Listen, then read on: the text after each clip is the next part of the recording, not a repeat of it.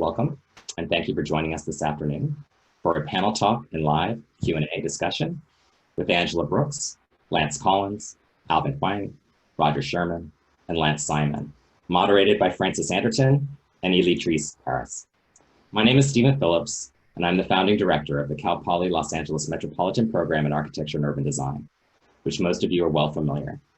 In brief, we're an off-campus program, part of the Cal Poly San Luis Obispo Department of Architecture, and have been educating about 30 of our Cal Poly SLO students here in Los Angeles annually for the past 10 years.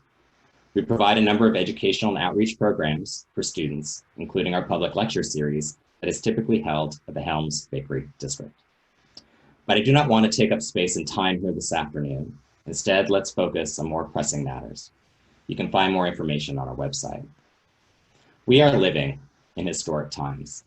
In today's discussion, organized in collaboration with the Southern California National Organization of Minority Architects, So-Cal-NOMA, and KCRW Design and Architecture, titled Building Equity, Space, Place, and Race, is an attempt to engage a discussion on the impact of COVID-19, as it has focused attention on the great disparity and inequity experienced in our country, past and present, with specific attention to how architecture is complicit in shaping this inequity, and in effect, the tragic loss of Black life and other people of color. In hope for making change, our esteemed moderators, Francis Anderton and Electrice Harris, will set up the tenor of tonight's event and engage the panel in a discussion of what and how we as architects can do. So quickly on organization before we introduce the group and get started. After about 1 hour of the panel conversation, we will begin the Q&A. Both Cal Poly student panelists here in the gallery and attendees can ask questions at that time by clicking the raise your hand button on your screen or by inputting your questions directly in the Q&A or chat. We will call on you to speak in turn at that time. So with that said, in alphabetical order, Francis Anderton. Francis Anderton is a design journalist, curator, and podcast producer who covers design and architecture for KCRW public radio station. She previously spent many years as a producer on Which Way LA, a daily radio show prompted by the civil unrest of 1992. She has served as correspondent for the New York Times and Dwell magazine, and her honors include the Esther McCoy 2010 Award for educating the public about architecture and urbanism. Angela Brooks. Angela Brooks, principal at Brooks plus Scarpa, is a recognized leader in the field of environmental and social equity design, and is responsible for firm development in the area of housing and policy, leading the firm's sustainable initiatives and overall design staff management. Brooks plus Scarpa has received over 50 major design awards, including the National and State Architecture Firm Award from the American Institute of Architects in 2010, and the Smithsonian Cooper Hewitt National Design Award in Architecture in 2014. Lance Collins. Lance Collins is a director at Partner Energy, with over 20 years of experience in architecture, urban and sustainable design, consulting, including LEED, Greenpoint, Rated, Energy Star, Green Globes, and NGBS. He is the president of the Southern California chapter of the National Organization of Minority Architects, a member of the AIALA Committee on Affordable Housing, and has lectured widely. Lance is taught as an adjunct professor at Long Beach City College and holds an MArch degree from UCLA and his BArch from Cornell. Electrice Harris is a proud native Chicagoan with high energy, enthusiasm, and passion. She practices, mentors, and teaches architecture. Electrice has over 20 years of experience as a project manager, administrator, and architect, and has a true passion for the development of young minority students interested in architecture and architectural studies. She is the director of the Southern California NOMA chapter summer camp and is a SoCal and the SoCal student chapter liaison. Electrice holds a master's in architecture degree from Pratt Institute in New York and a bachelor of architecture degree from the University of Illinois in Chicago. Alvin Huang is a Los Angeles-based architect with a global profile. He is an award-winning architect, designer, and educator specializing in the integrated application of material performance, emergent design technologies, and digital fabrication in contemporary architectural practice. He's the founding principal of Synthesis DNA at Design and Architecture, and an associate professor at the University of Southern California, where he's the director of graduate and post-professional architecture. Roger Sherman leads the Permanent Supportive and Affordable Housing Initiative at Gensler. He brings over 30 years of residential experience to his practice beginning with the exhibition and book he authored, Re-American Dream, 6 new housing prototypes for Los Angeles. Roger is also founder and co-director of UCLA's urban think tank, City Lab, and at Gensler, he is currently working on over 800 units of housing, ranging from workforce to moderate income, transitional to family, and permanent supportive to emergency shelters, in addition to varied creative collaborations with a wide range of partners, including the People Concern and Imagine LA. And Lance Simon. Lance Simon is principal of Egan Simon Architecture and is a leader in transforming neighborhood design. After receiving his degree from the University of Southern California, Lance joined Richardson Associate Architects in Kentucky and later Architectonica in Florida. At Dwell on Design, he presented Pro Bono, A Design is Reinventing Los Angeles, which encouraged designers to do something bigger than their own interests, to improve their communities. Lance Simon is a member of the Shelter Partnership Board of Directors, Southern California Association on Nonprofit Housing, the U.S. Green Building Council, and the Herman Miller Advisory Council. So with that said, all my students in the gallery, we should turn off our videos and mute our sound. And let's turn this over to Frances and Electrice. Gosh, well, thank you so much, Stephen. I'm going to be very, very brief and then hand it off to Electrice. It's really an honor to be part of this lineup. Incredibly interesting folk you've got to talk this afternoon. And I'll just sort of very quickly say, this panel that we're discussing now is kind of the third stage of a conversation that you and I started about 6 months ago with Angelo Anthony of Helms. You planned a series of lectures. We were going to, I think, be looking more at housing, and you and I were going to be co-moderating a panel at the end of it. Well, then came COVID-19, and all of a sudden our world changed. It became very challenging for the architecture profession in terms of what was happening to work, but it's also elicited some really fascinating questions about what comes next within our own lifestyles and within what we create for other people. And that ranges from workplace, through home, through housing, through transportation, etc., etc. So we thought we would pivot and we would discuss that, and we called it Aftermath, as we thought we would be getting back to something near our past normal. And then came the murder of George Floyd and the massive protests that erupted. And again, our world shifted. These are two massive pandemics that many of us agree we are confronting: the pandemic of coronavirus and the pandemic of systemic racism, both of which have manifestations in the built environment. So that's going to be our topic for today. How do those interweave, and what is our role as a profession? Who does get to shape the environment? How do issues of equity play out, both in COVID-19 as well as in the injustices that have been made manifest in these protests that have captivated the globe in these recent weeks? So there's so much to say. I'm going to hand it right off now to Electrice. She's going to take it from there. And I guess I'll be jumping in periodically, but Electrice, off to you.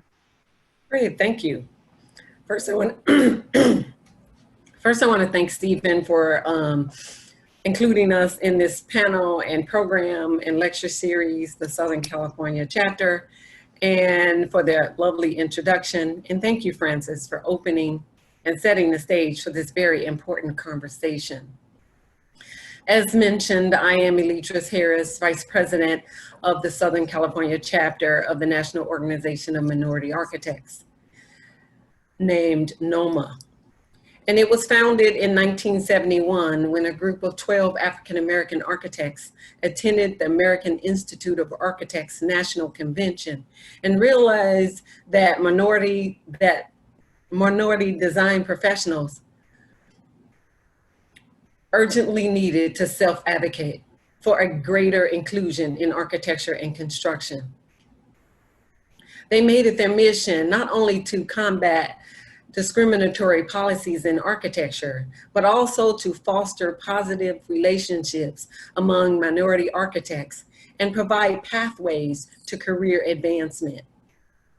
So today, NOMA has over 100 professional and student chapters in cities across the nation and universities.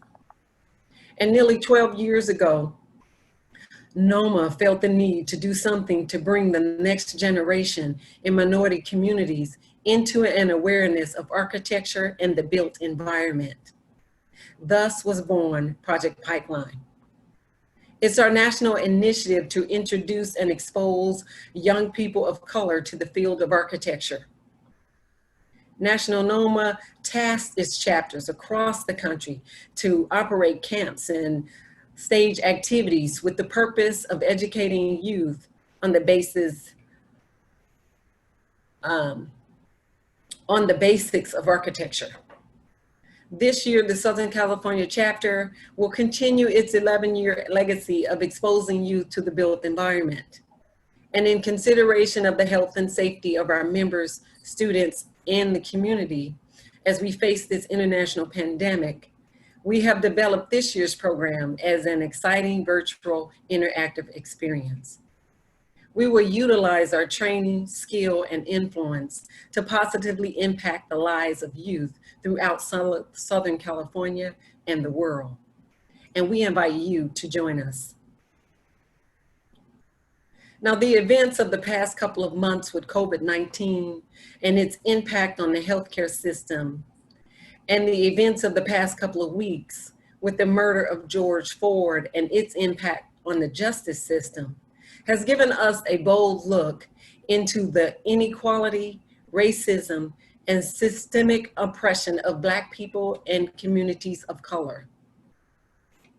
As we take a look into these disparities, and have been taking a look, we realize they go deeper than healthcare and the justice system. There is also no equity in housing, education, employment, healthcare, voter rights, the economy, as well as the built environment for Black people and communities of color. In researching and preparing for this series, I had to look up equity. I had to make sure I had a clear understanding of what it was in order to moderate this panel. And I read, equity is defined as the quality of being fair and impartial. And that further review of our nation and the current affairs, there has been no fairness and impartiality for Black people and communities of color in any of these areas. Now, we are not lawyers or doctors or lawmakers or economists, and we will not likely have a huge impact on education, employment, healthcare, or the economy. But we are architects, creators, designers, and keepers of the built environment. We are charged with designing and creating spaces, shelters, and buildings for people. We are charged with designing spaces and places for people to live, work, heal, and play. Our most important job as architects, planners, and engineers, or anyone designing anything for anybody else, is to remember that we are designing and creating for people. Not white people, not Black people, not Latino people, not Asian people, but people.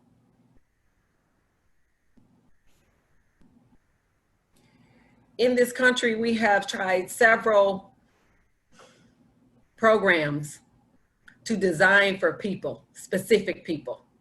And one of those programs was called Separate But Equal. We all know that that program, though it was separate, it was definitely not equal in building or any other aspect of the culture and our life here in America. So we dismantled that program. Our job is to design for people. Our job is to think about and know about the people for which we are designing. Before we start designing, while we are designing, after we have designed, our primary focus should be on the people. Our focus should be on the use, experience, and enjoyment of the people of our buildings and structures and designs. So we must ask the question of architecture and of the architects who have created it. What role have we played in turning a blind eye in our designs? What role have we played in turning a blind eye in the spaces we have or will design for the people who will inhabit, use, commune, and experience the spaces? Have we turned a blind eye to the Black people and the communities of color for which we have been designing? Architecture, architects, designers, and planners. We must ask ourselves what role we have played in turning a deaf ear to the suggestions of our clients, developers, and agencies who have asked us to participate in marginalizing our designs and concepts and using substandard quality of material to benefit their bottom line when designing for the Black community and the Black people and communities of color.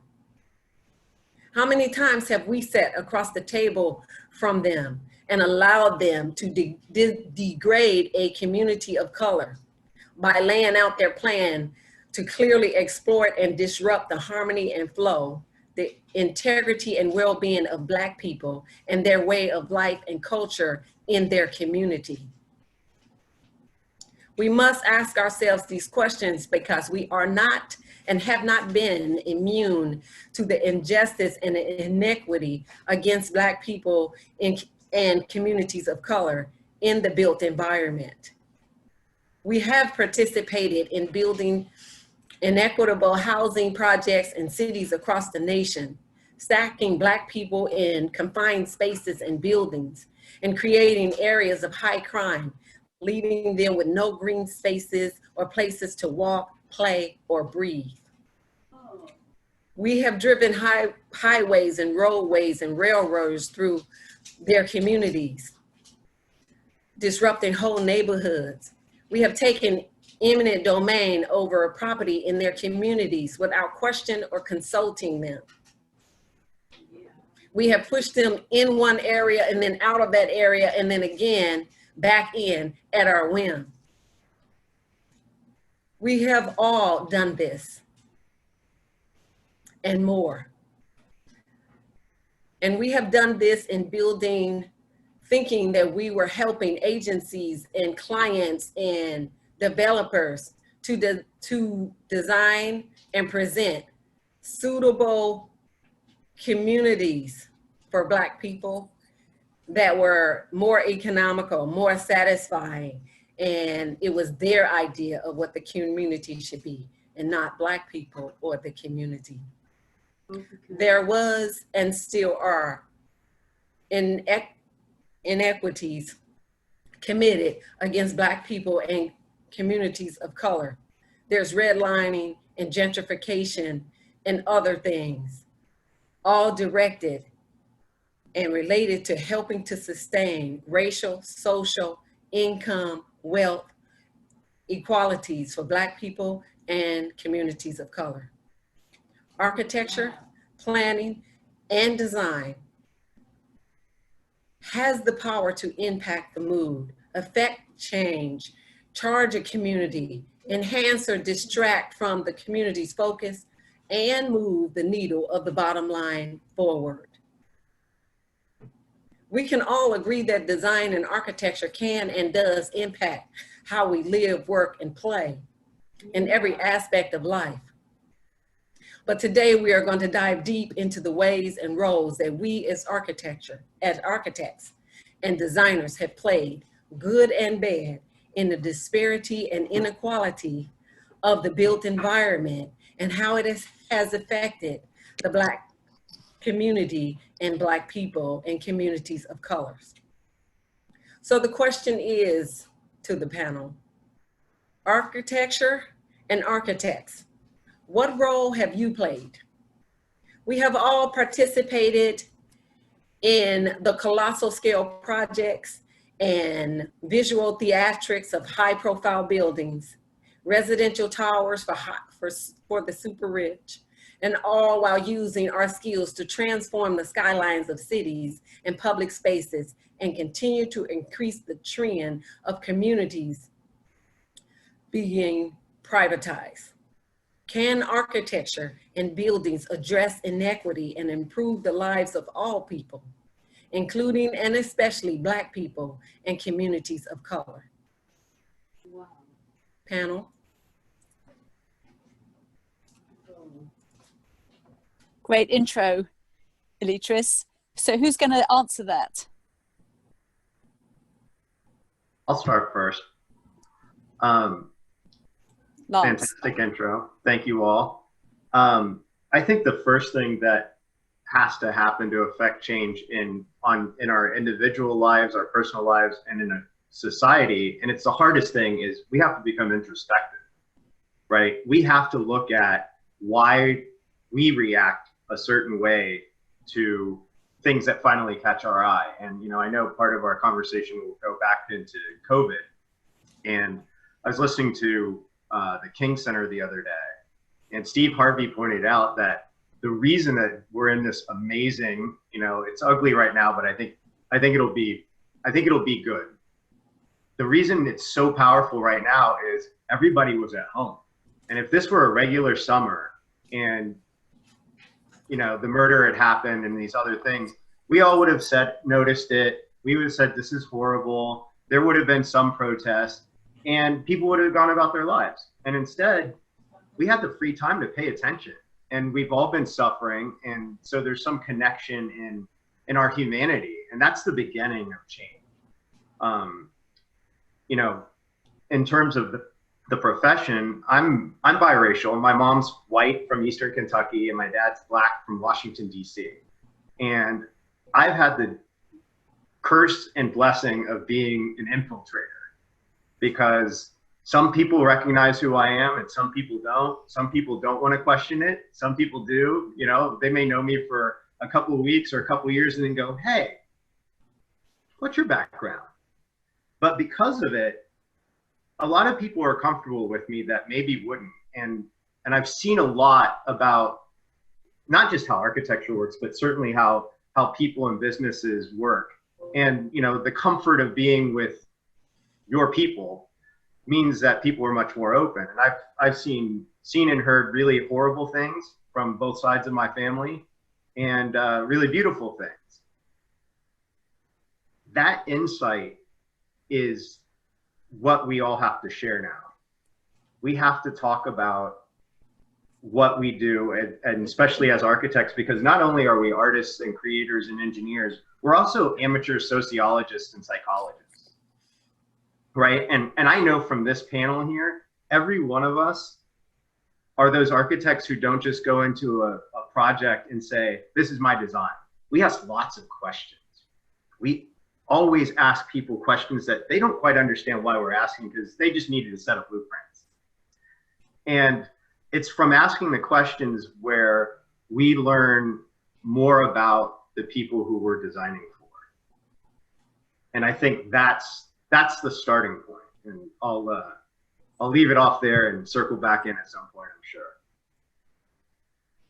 Lance, there's something that you just said that I want to follow on in terms of like the introspectiveness of this moment that I think is really important, because I think, you know, I've been thinking about this a lot recently, and, you know, in terms of like, let's say what set George Floyd apart from Ahmaud Arbery or Rihanna or Philando Castile or Eric Garner, or like the number of names that precedes him is like infinite, right? Like it goes on back to the 1600s, right? Like, you know, but what actually I think makes this moment special is none of those names of Black men and Black women.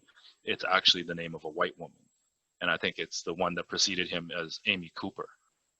And I think that Amy Cooper, and like going back to the introspection, none of those other deaths made white America introspective on themselves. Amy Cooper made white America look at themselves. George Floyd happened to happen at the same time, and happened to be a horrible death, and happened to die a horrible death in public view in a way that coincided with Amy Cooper's appearance, which way, coincidentally, white America look at themselves and gave them an opportunity to prove what they didn't want to be. And I think that's one of the things that's happening right now is that, let's say, the momentum, you know, I'm spent most of my adult life, or moved to Los Angeles when I was 9, so been in LA most of my life. Was in a junior in high school when the LA uprising happened, and you know, got to live through that moment and understand all of that and see all of that. And now seeing this, it feels very, very different. Very, very different, right? Like there's never been a momentum like this in our society. And part of it is COVID, part of it is Amy Cooper.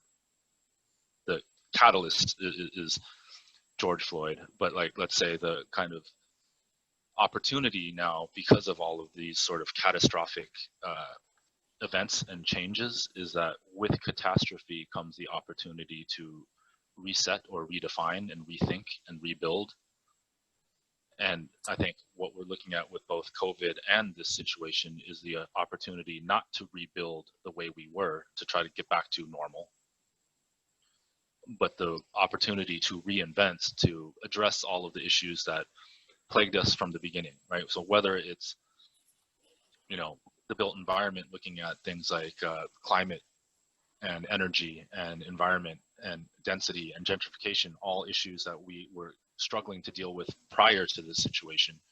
Now COVID gives us an opportunity to rethink all of those things because of a pandemic.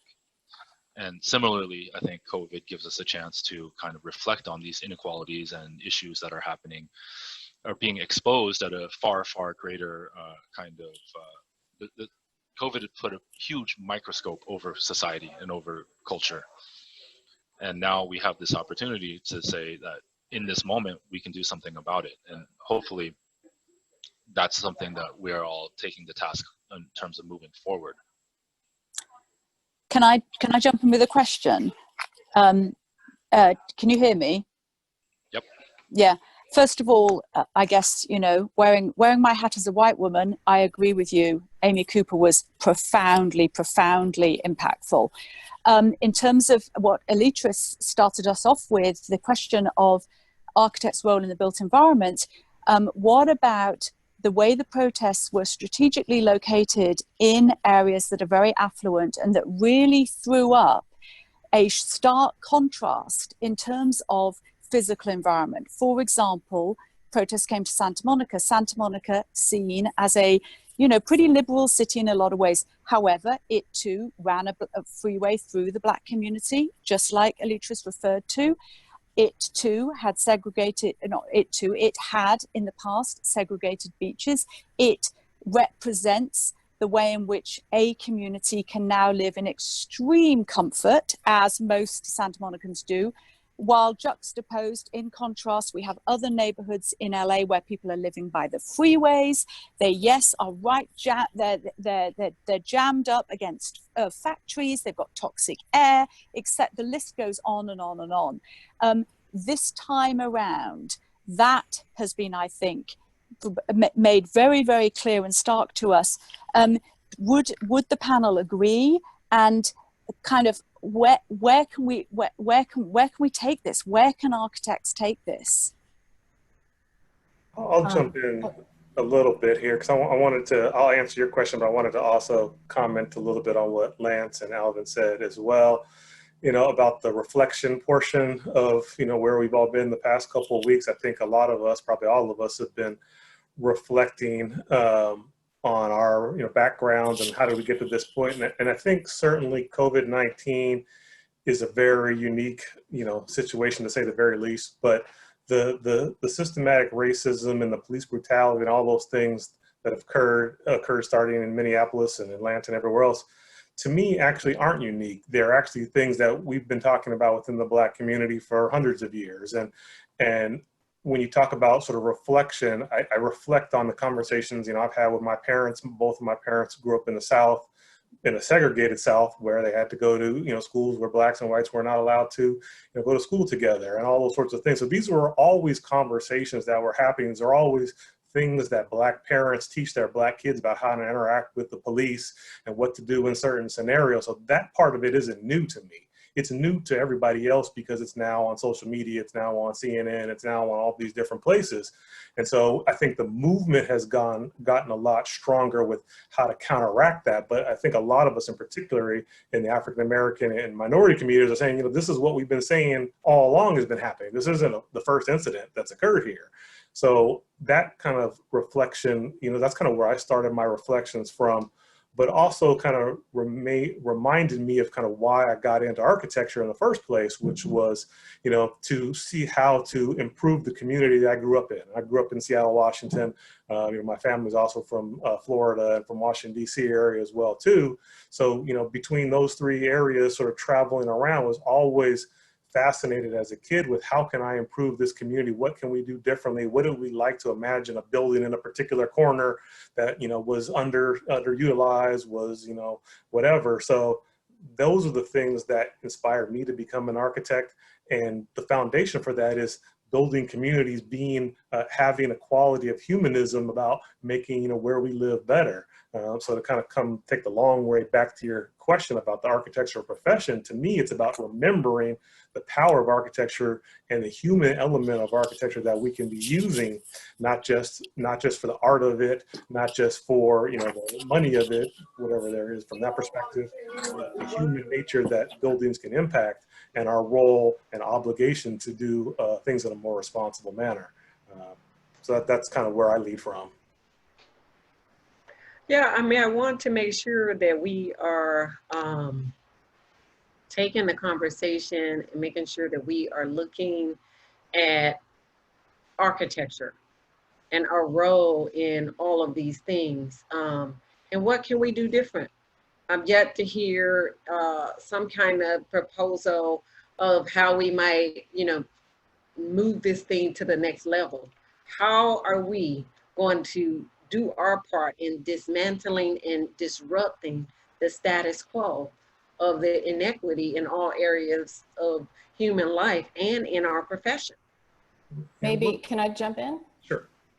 I totally agree with everything that's been said, and with Francis. I really think Los Angeles is a tale of two cities. And I think what Amy Cooper did should be a crime. I don't know why it's not a crime. I became an architect to make whole communities better, not just to design singular buildings. But the design of our built environment is kind of like a physics problem. It's very complex, and there's a lot of links to other things. And in a physics problem, you have to solve for a multitude of factors. You have to ask yourself, what is the problem? What are you trying to find? What do you know? And you need to solve for all of it to get to the correct result. You have to look at social justice, racial justice, economic justice, environmental justice. Our neighborhoods are linked and living organisms, and you can't have one without the other. Architects work within a framework of policy and law and entrenched systems that are resistant to change. And as we design for these systems, as architects, we are complicit in the outcome. The system is working for some and not for others. And in a physics problem, the way that you get to a solution is you sometimes, you do what they call hacks. And it's a simple way to get at a solution by simplifying some metrics. And so for me, I've been an architect for about 30 years now, and realizing when I started that architects, the profession really isn't set up to make communities better because we don't have a seat at the table. So what we've been doing is trying to work around the edges. We started a nonprofit called Livable Places several years ago that was just made to change policy at the local level so that we could make better mixed use communities with integrated income levels, with environmental justice in areas that were underserved. My partner also worked with the Enterprise Foundation to start a nonprofit called the Affordable Housing Design Leadership Institute. And that is an institute, these are things that are sort of bigger than ourselves. So I think as architects, we have to start looking outside of our own bubbles and do something that's bigger than ourselves, share information. And the Affordable Housing Design Leadership Institute, because we do a lot of housing, is to help developers design better communities from the start, because architects traditionally aren't at the table when they decide where to put their building, how big their building is going to be, what tenant population are they serving. We also entered, this is another hack, we also entered a competition called the LA County Housing Innovation Challenge, which was open to everyone to basically answer the question of what to do about the homeless situation in Los Angeles. And we won one of those grants for innovative ideas to solve the homeless problem. But I think now is really the time to look at the power of design to support equity and inclusion. And I've been called the citizen architect. And I think that we should not look at that as a separate thing, you know, as, oh, she's a citizen architect. I think everyone who's an architect needs to be a citizen architect. It's not something separate and unique. It should be what every architect does. And I think that some of the volunteer work that we do, you know, it's really resource depleting. And I don't think we can seriously sit here and say that it's what we need to do is a lot of volunteer work. I think we need to reform professional practice. And I've been working on climate change issues as well, because I think a lot of these things are linked, and our underserved communities are the most impacted by climate change.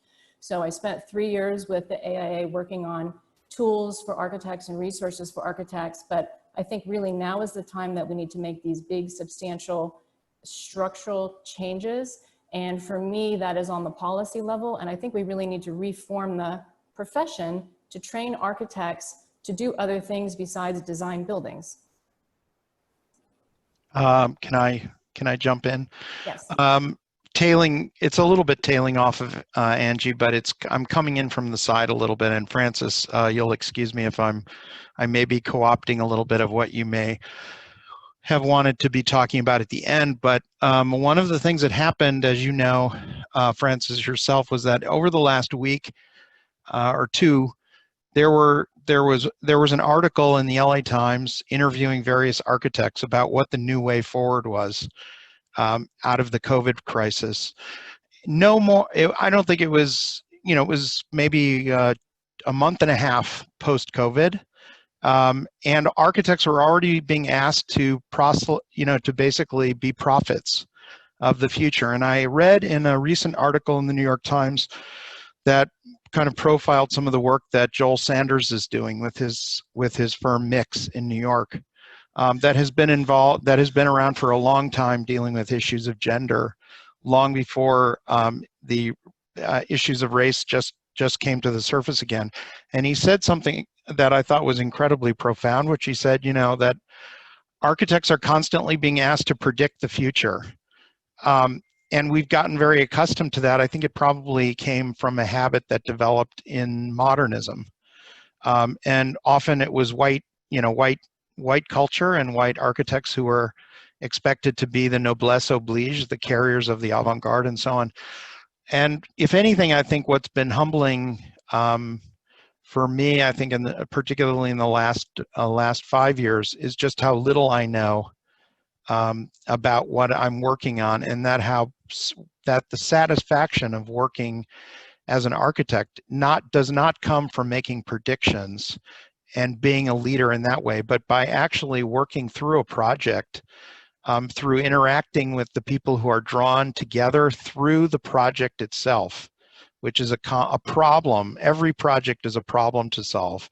And that in actually having to engage everybody on a project, you don't know, it always is more interesting and more of an adventure if you allow the project to take you someplace that you didn't know where you wanted to go.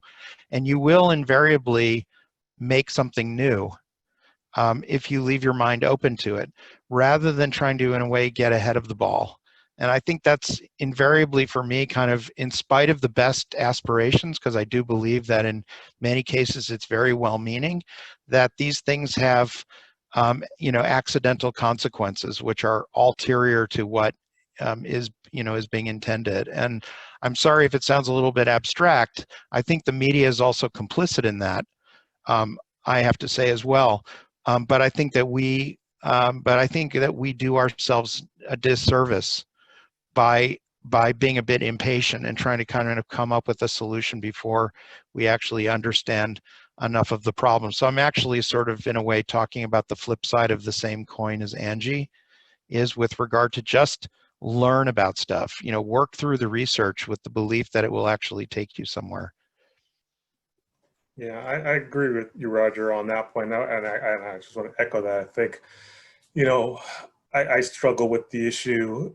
I feel like oftentimes in our profession and practice in general, we want to convert everything into a design problem. Here's the brief, go design anti-racist buildings. And everybody's, okay, give me your best solutions.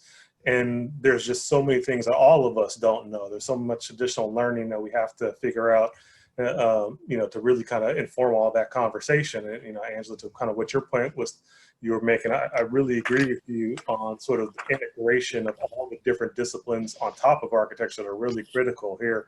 You know, my master's degree is in urban design, and I always think a lot about the things that we learned at that point, sort of blending architecture, public policy, urbanism, real estate finance, all these things together, because they all are parts of building the built environment. Even if us as architects have all the best intentions for the building we want to design, if the real estate finance, the government, you know, policy, all these things aren't all aligned, you still might not get the result that you want. So it's really on all of us to learn about all the different parts that go into, you know, the development of our environment, and so we can inform and learn from all the people in that process, and then also pass along what we hope will be good, you know, design principles and good, you know, philosophies through all those different layers. Can I just ask about power and money? I do think that one of the really the macro theme that has emerged from both COVID and the protests has been essentially capitalism and money and where the power lies and what our economy is based on. And one of Electrice's main questions here was, you know, complicity in creating an environment, what she referred to as the visual theatrics of high-profile buildings, residential towers for the super rich. I'd ask both Roger, you know, you're with Gensler, which you know, in a way, sort of, I guess, build some of those residential towers for the super rich. You are at the table with the power brokers. You know, do you feel as if you have the ability to impact decisions on where development might happen, and even down to the details, like Electrice brought up, you know, she mentioned poor materials in buildings in Black communities. There's certainly been that history of that. I look around and I see housing going up for the affluent. Every apartment, every condo has a lovely, generous balcony, and you see apartments going up for the less affluent, and they don't even give them a balcony, even in a hot region like LA. So answer me about power. I should also bring in Lance Simon, who's worked in Kentucky and has worked in Miami. Has sort of operated at both ends of the scale. Like, can the power shift to then impact the kinds of amenities that can be made available to people at all ends of the income scale? Yeah. Oh, go ahead, Lance. Well, I'd like to, I'm going to quote something.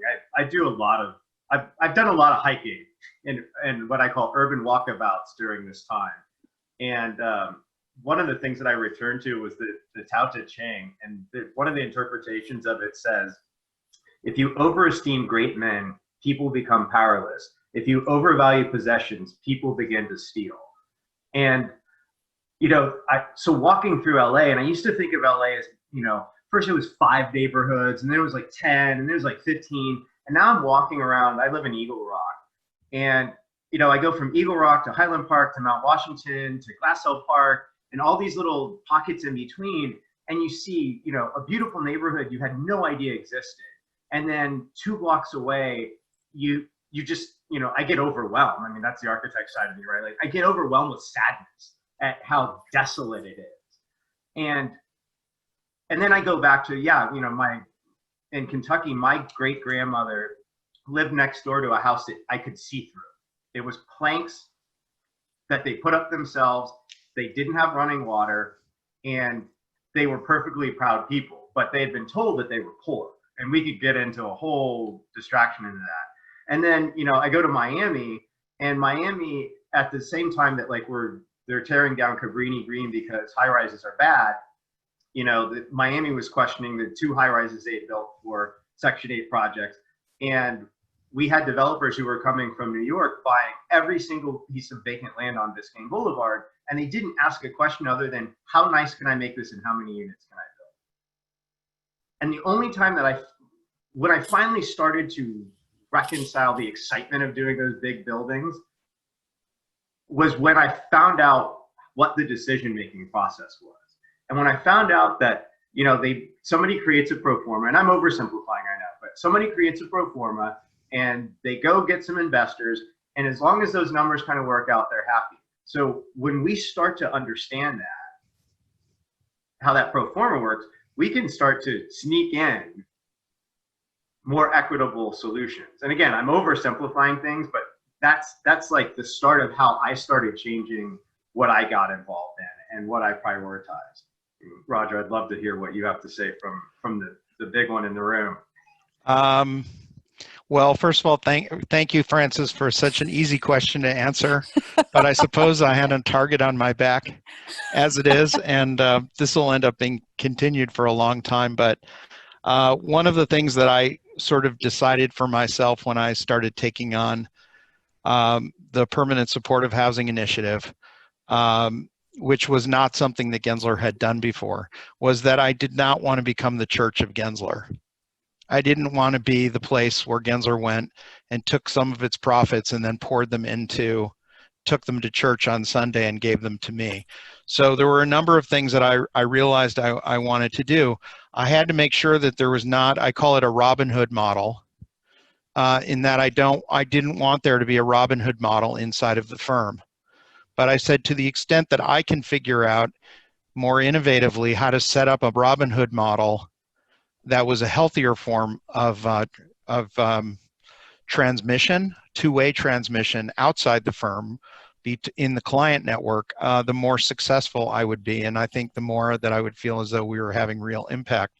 So there are a couple of different examples that I could give you, I think probably through a couple of projects to talk about. One of them was that we developed a research project called a Resilience Hub.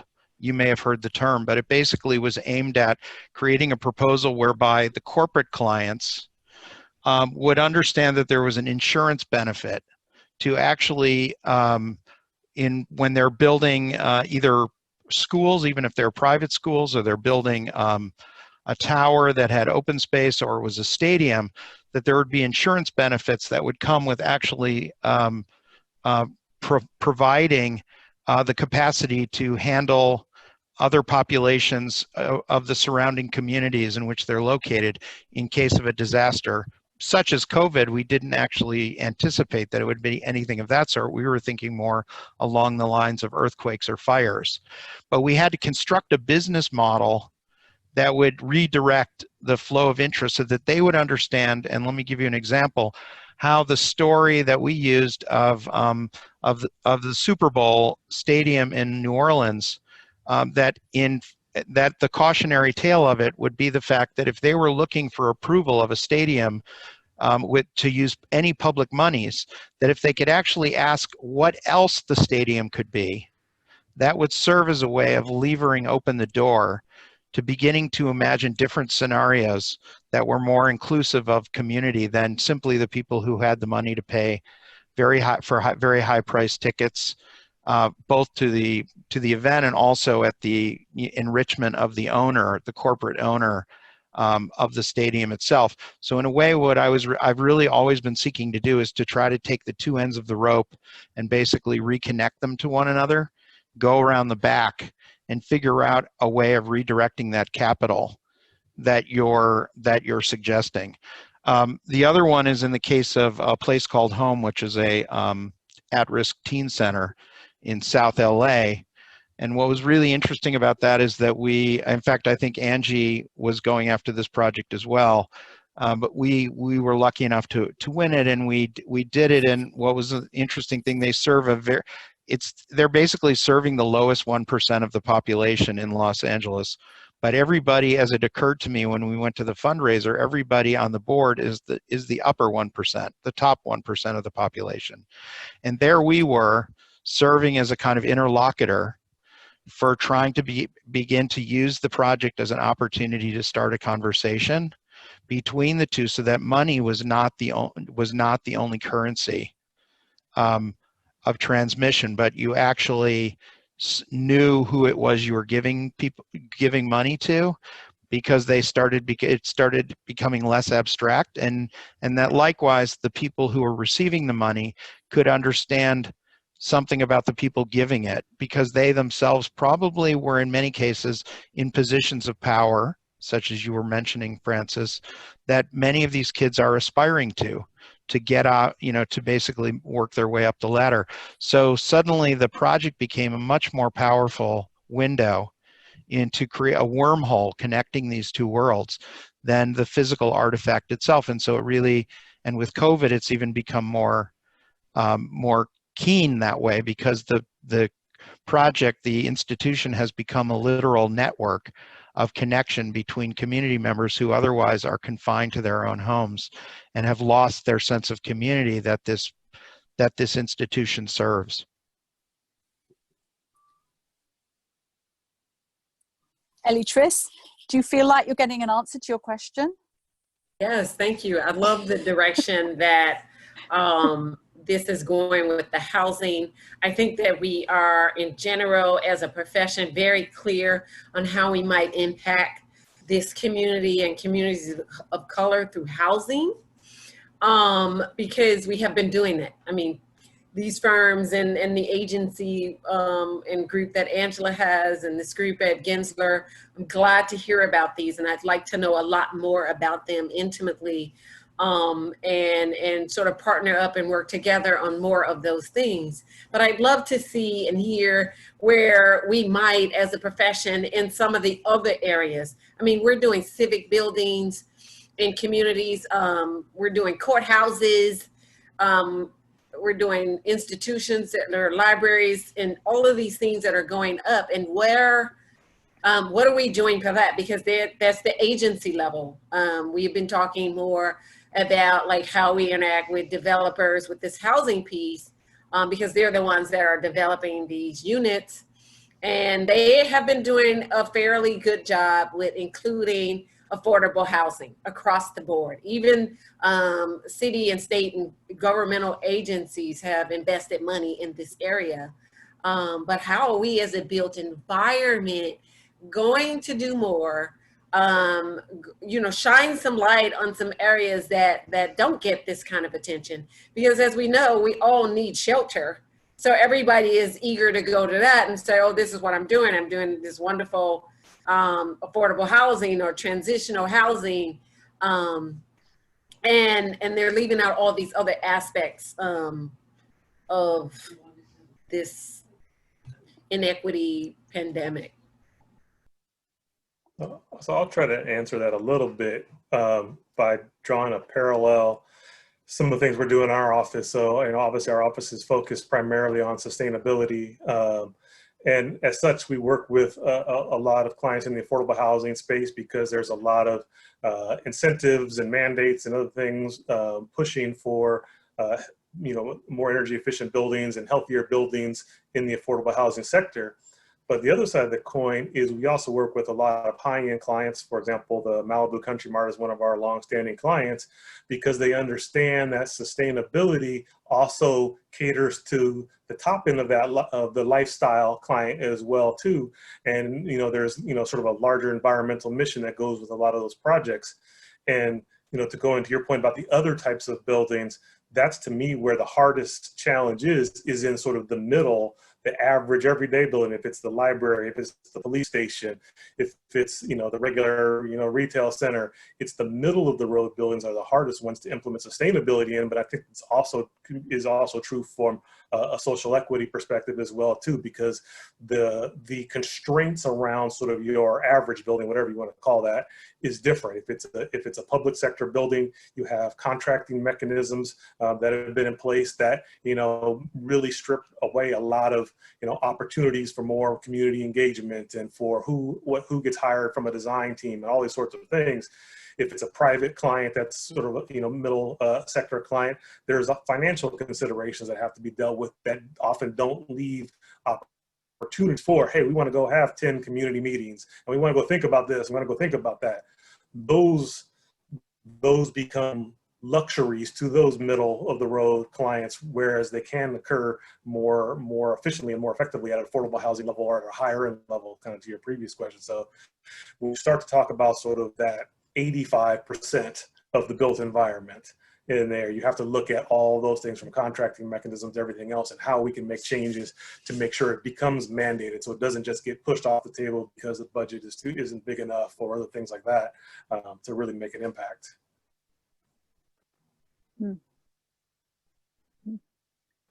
Yeah, I agree. I think the people that are making the decisions need to represent the people being affected.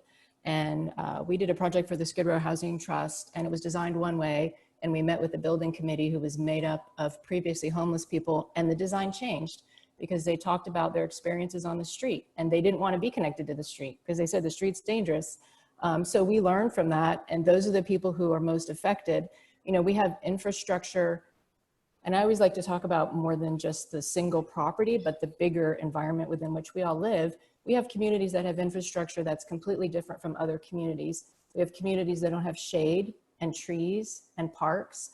And in Los Angeles, we're ranked 74th out of 100 cities for a lack of park space. And we know that when communities have a lack of park space or connection to this green space, we have more health problems, et cetera. There's a grassroots group that is trying to get a park. Everyone deserves to be within a 10-minute walk of a park. So there's a grassroots group that is trying to do that by 2050. But we know that when we look at, and that's evenly spread out around Los Angeles, but if you look at wealthy neighborhoods, people have more space and more opportunities to recreate. So there is this disservice, and I think it's a racism that's been built into the way that we build our infrastructure. And if we don't have people who are making the decisions at the city level who actually represent these people in these communities, then it's going to be really hard to make this change. So I think I always tell people who are architects who want to make change to go become mayors and become city council members and become senators and become people who actually can make this change. But I think on the other side of it, we have to actually put the right people in those positions, and we can't just allow our systems to be so homogenous anymore. You know, Angie, you've always been much more articulate than I have about the criticism of policymakers and our infrastructure.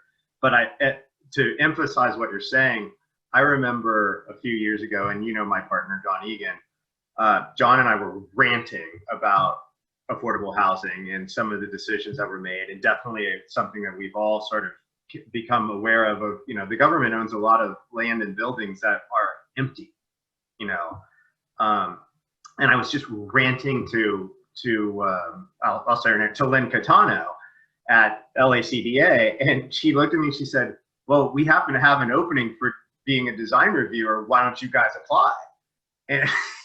And I did, and you know, it's still maddening at times, but you know, now I'm an insider in a way, and I see how decisions are made, and they at least call us and ask sometimes, and I have an avenue for, you know, throwing out crazy ideas, which I think now, you know, we'll probably talk about this much more too with the COVID thing of, I had a call, we have a weekly Zoom meeting with our office to not talk about work, but just to check in now with the virus. And I said to all the young people, I said, this is why you became architects. This is our time. All those crazy ideas that we have, people are going to ask us. So, you know, to Roger, what you said, like, now people are looking for us to be futurists. And the reality is, like, we maybe have already thought about this before, but it didn't seem relevant. We were moving too fast. The pro forma had to work out a certain way. So, you know, you're absolutely right. We have to get involved. And if we can't, maybe at principal level, because we're keeping people employed, it is empowering younger people and friends and family. I had a friend who I've known for about 12 years now call me the other day, and she said, you know, I'm on my own, I'm doing great work, you know, doing houses and stuff in San Diego. She goes, but I'm just affected by what's going on and I have to do something more. And I was just like, oh wow, thank you, you're a new partner, you know, you're in on this. Let me give you some insight, you know. And another important thing too is it's very important to not just create something. It has to be maintained, right? Like, you go through the city of Los Angeles and you find parks all over the place, little pocket parks and things like that. In nice neighborhoods, they're maintained. And it's either because the residents have the time to do it, they raise funds to do it. I know Mar Vista raises, what is it? There's the elementary school raises like $200,000 a year from the parents to maintain that the city and county aren't giving them. Or, you know, we have to go back to our politicians and say, hey guys, don't build another park before you fix that one. So, you know, and again, these are the things that, since we're paying attention to it, that's part of our job, I think, as architects, is to point out to people that there are places that are neglected. There are communities that don't need a lot. They just need a little bit of love. And then they will take care of it on their own. I think another thing that is important to note is, like, maybe one of the things that's happening right now in wider society, and, like, you know, again, looking back at my comparison to the LA uprising in the 90s to this one, you know, right now is the first time I can remember big business actually taking positions on racism, like corporate America actually taking stances. And for once, I would say it's, you know, maybe similar to the way that we approached sustainability in the beginning, is that, you know, as architects, we were advocating for sustainability and the environment for more philanthropic purposes, or like for greater societal purposes. But it did, the shift of kind of sustainability in the built environment was really more from the stakeholder side for fiscal purposes, right? When they actually started seeing that there's actually cost savings or value for them in terms of their resale values or what they can offer their clients. And we're seeing that in corporate America now, where if they don't take positions on racism, they will lose customers, they will lose clients. It is a money issue. And so one of the things that we do as architects is arguing, you know, what the value of our designs is, or what the value of our intentions are to our stakeholders. And we have to be able to argue for the value of taking these positions, not just as philanthropic positions, but as positions that actually have value for our stakeholders.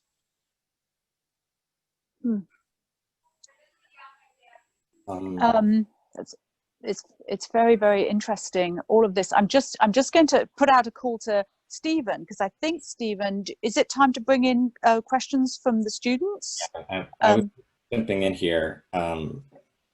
Something also I want to just reiterate that I really, I mean, everything's very provocative and profound and important in what everyone's saying. I also want to just drive home the one issue of zoning and policy. I was about to bring that up. I think it's within my own experiences too, within designing housing in various neighborhoods all over the city. You have these weird specific plans that basically guarantee inequity.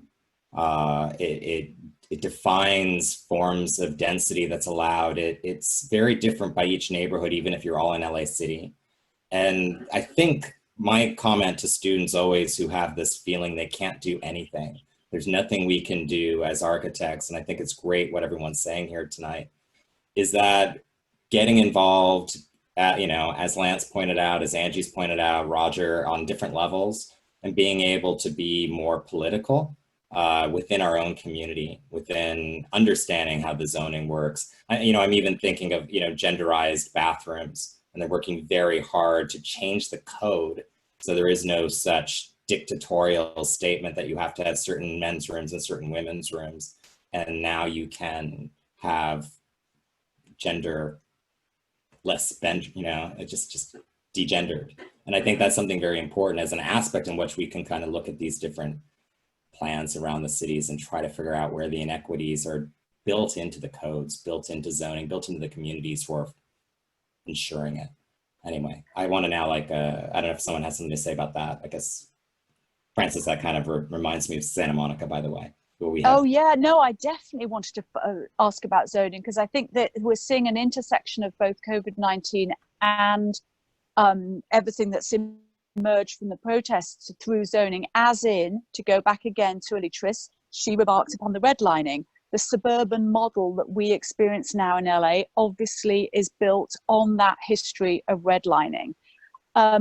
And yet here we are now in 2020, COVID-19 has millions of at least white collar people now telecommuting. To the extent we can be futurists, there is a very real possibility that commercial real estate might take a hit. Well, if it does that commercial real estate get adapted to another use, which might be, say, housing, do we see a dissolving of the zoning in Los Angeles that might make it a genuinely more mixed use and ultimately give it the flexibility to also be more equitable? I know that's being, you know, maybe a bit Pollyanna-ish, but is there a possibility there? And what do you all think? Yeah, I'll try to answer that question a little bit, and I'll start by going backwards a little bit, because I think, you know, everybody talks about redlining, which is, you know, obviously sort of part of the key foundation of the city. But even before redlining, you had the segregation of Los Angeles, where, you know, the foundation of the African American community exists on Central Avenue, because that was the last stop that blacks could get off the train, because they were not allowed to go to downtown Los Angeles. So before any bank drew a line in, you know, in the city, there were already those principles in place about where people of color could and couldn't go. Now, going forward into the future, I think there's an opportunity to re-examine all those things. I'm not sure what zoning will look like in the future, but what I would propose is that we look to more urban, building out the urban environment, less on sort of the colors on maps and more towards the spaces that we create, whether that's housing, whether that's office, whether that's other things. I think can be a better proposition of saying this has to be office here and housing here and industrial there. I hope we can move forward into more of a mixed use sort of area, where we're more interested in what's the appropriate scale of what we're building, what's the appropriate, you know, streetscape and street section that we're building, versus who can live here and who can't live here, who can work here and who can't work here. That's what I would like to see. You know, I think of examples like, you know, the Baldwin Hills Crenshaw Mall, which is currently, you know, on the forefront for a lot of people about, you know, how do you turn what was a formerly retail center into something else? Is it going to be housing? Is it going to be offices? Is it going to be healthcare? All these different things are all being sort of bandied about. And I keep going, well, no matter what its land use program is, what is it going to look like and how is it going to positively impact the community? And that's kind of what I'm thinking about, for whatever the built shape is, whoever is a tenant that moves in there, it's less important to me versus sort of what's the character of the community that's going to be built there, as, you know, whoever the new owner is going to take control of that.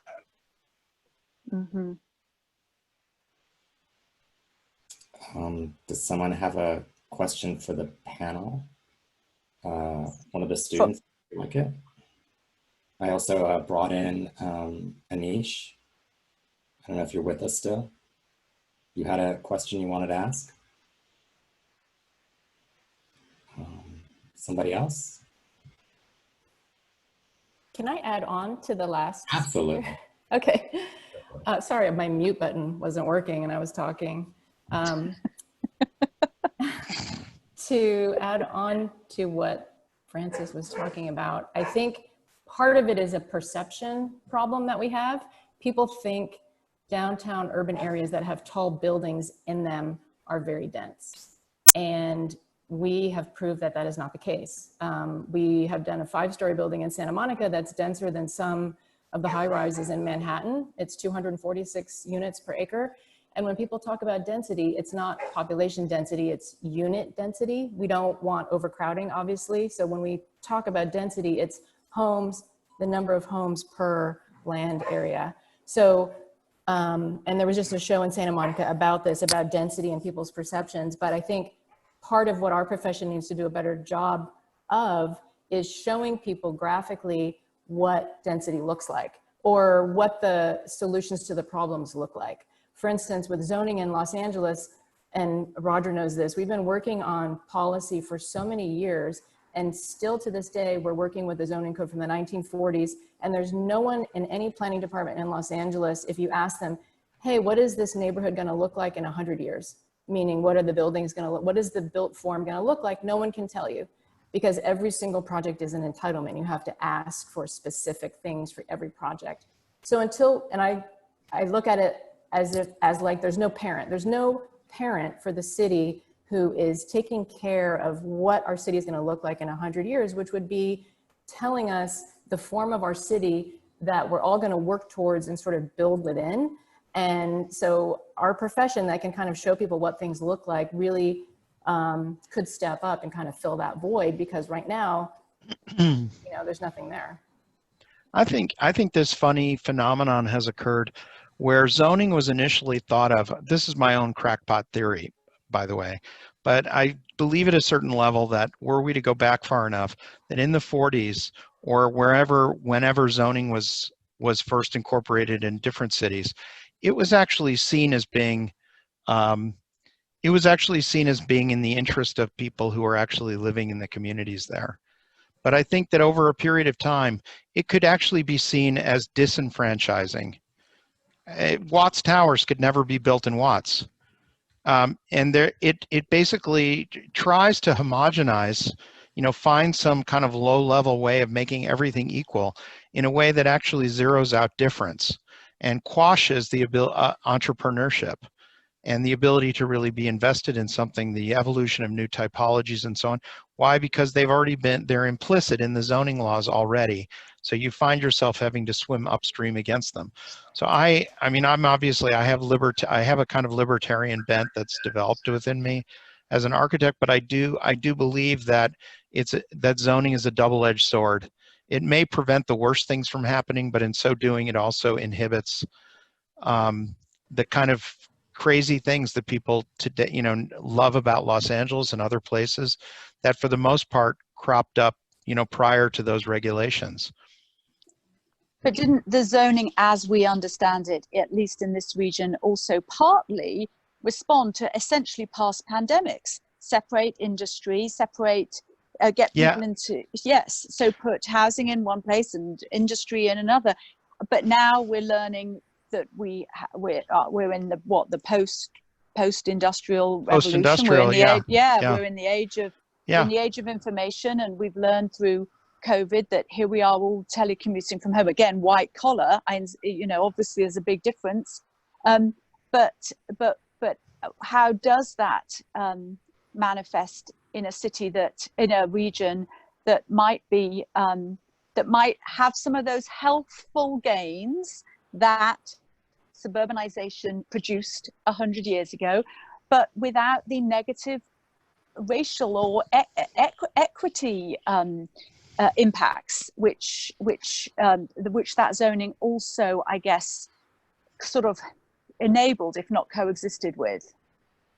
I mean, if you think about what mixed use does, it automatically puts people together who wouldn't normally spend time together, right? If you have restaurants and a grocery store and you know, maybe some offices or creative space, you know, and then housing, either in a building or within a city block or something like that, you've got people who don't live nearby, right, who are taking the bus or the train or their bicycles.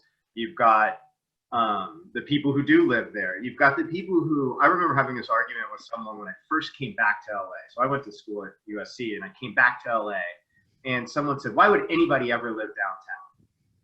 And I said, well, you know, yeah, we had a lot of not so interesting buildings, but there's kind of this fascinating thing of like, you know, if you build it, they will come, because people come to cities like this from other places and they kind of want something familiar. So, right, that's how LA started transforming.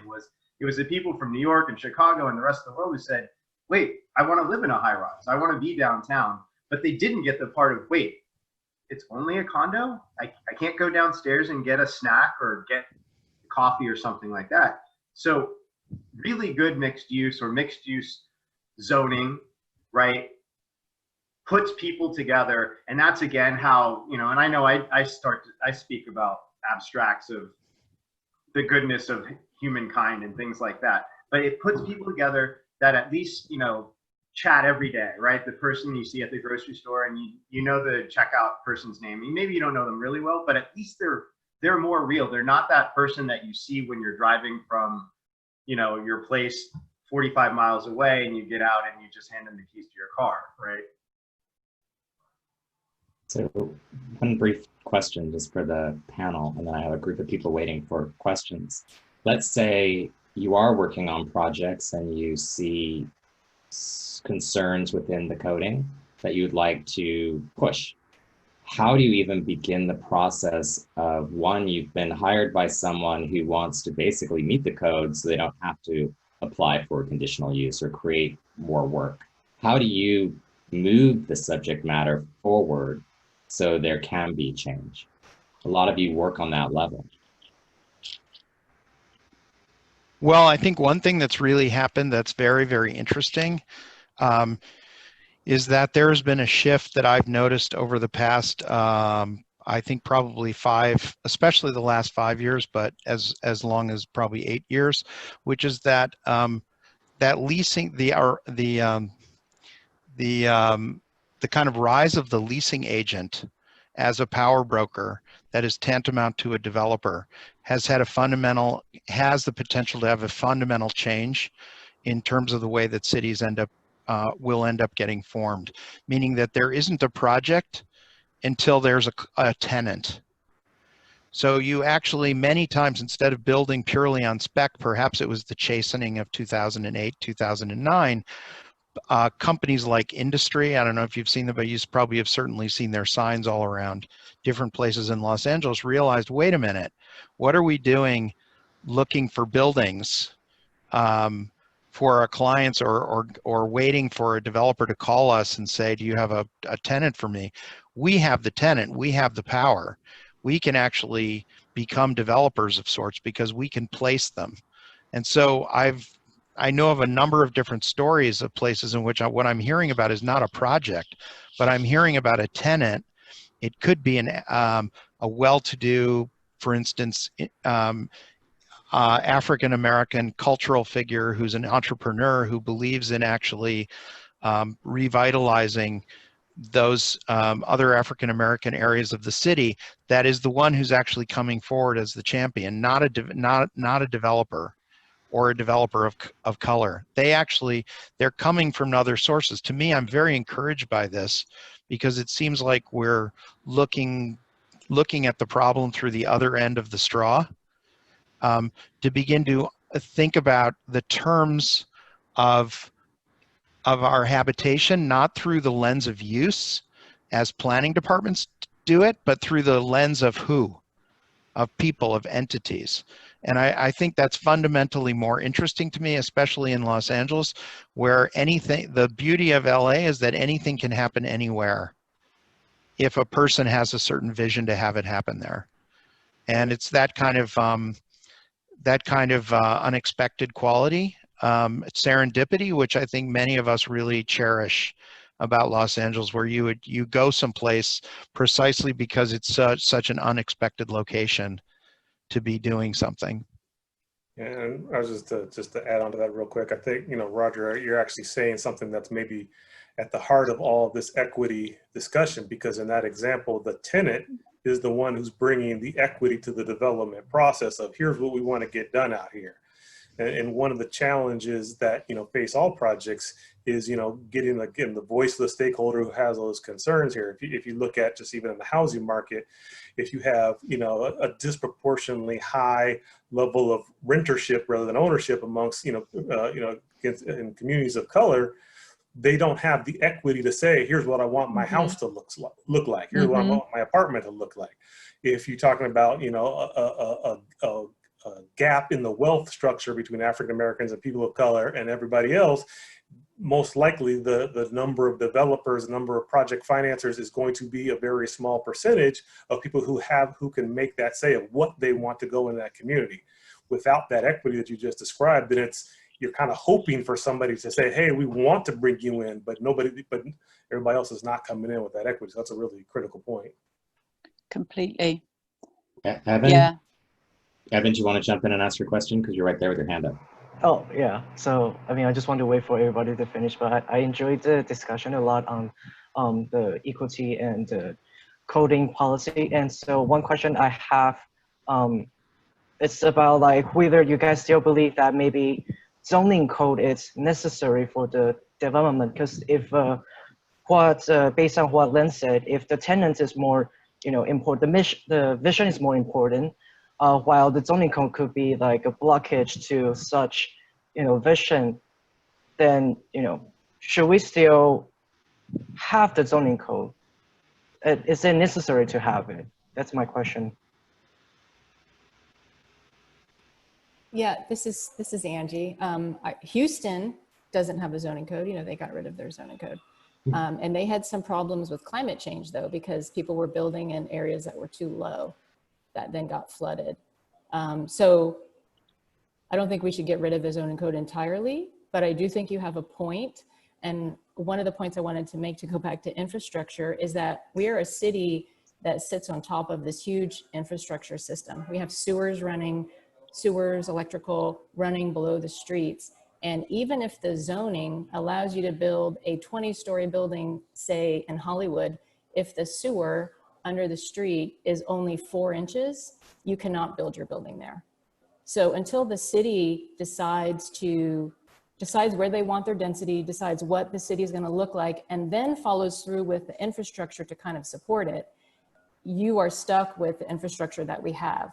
So it's a bigger, I think, problem, and it's linked to infrastructure. And the problem with the city of Los Angeles is that everyone's in a separate silo. So we have the LAUSD silo, we have the fire department silo, we have Bureau of Engineering, we have planning, we have building and safety, and the silos don't talk to each other. So that's one of the problems, and you know, we need to fix that. But I think you do have a point, because nothing could be worse than what we have right now. Some people call it Byzantine, and because of our zoning in Los Angeles right now, we actually have industries of people that have been created that are called entitlement consultants and permit expediters that architects need, because it's so difficult to actually get anything built in LA. They get paid so well. Henri, you want to shift the conversation to education? Yeah.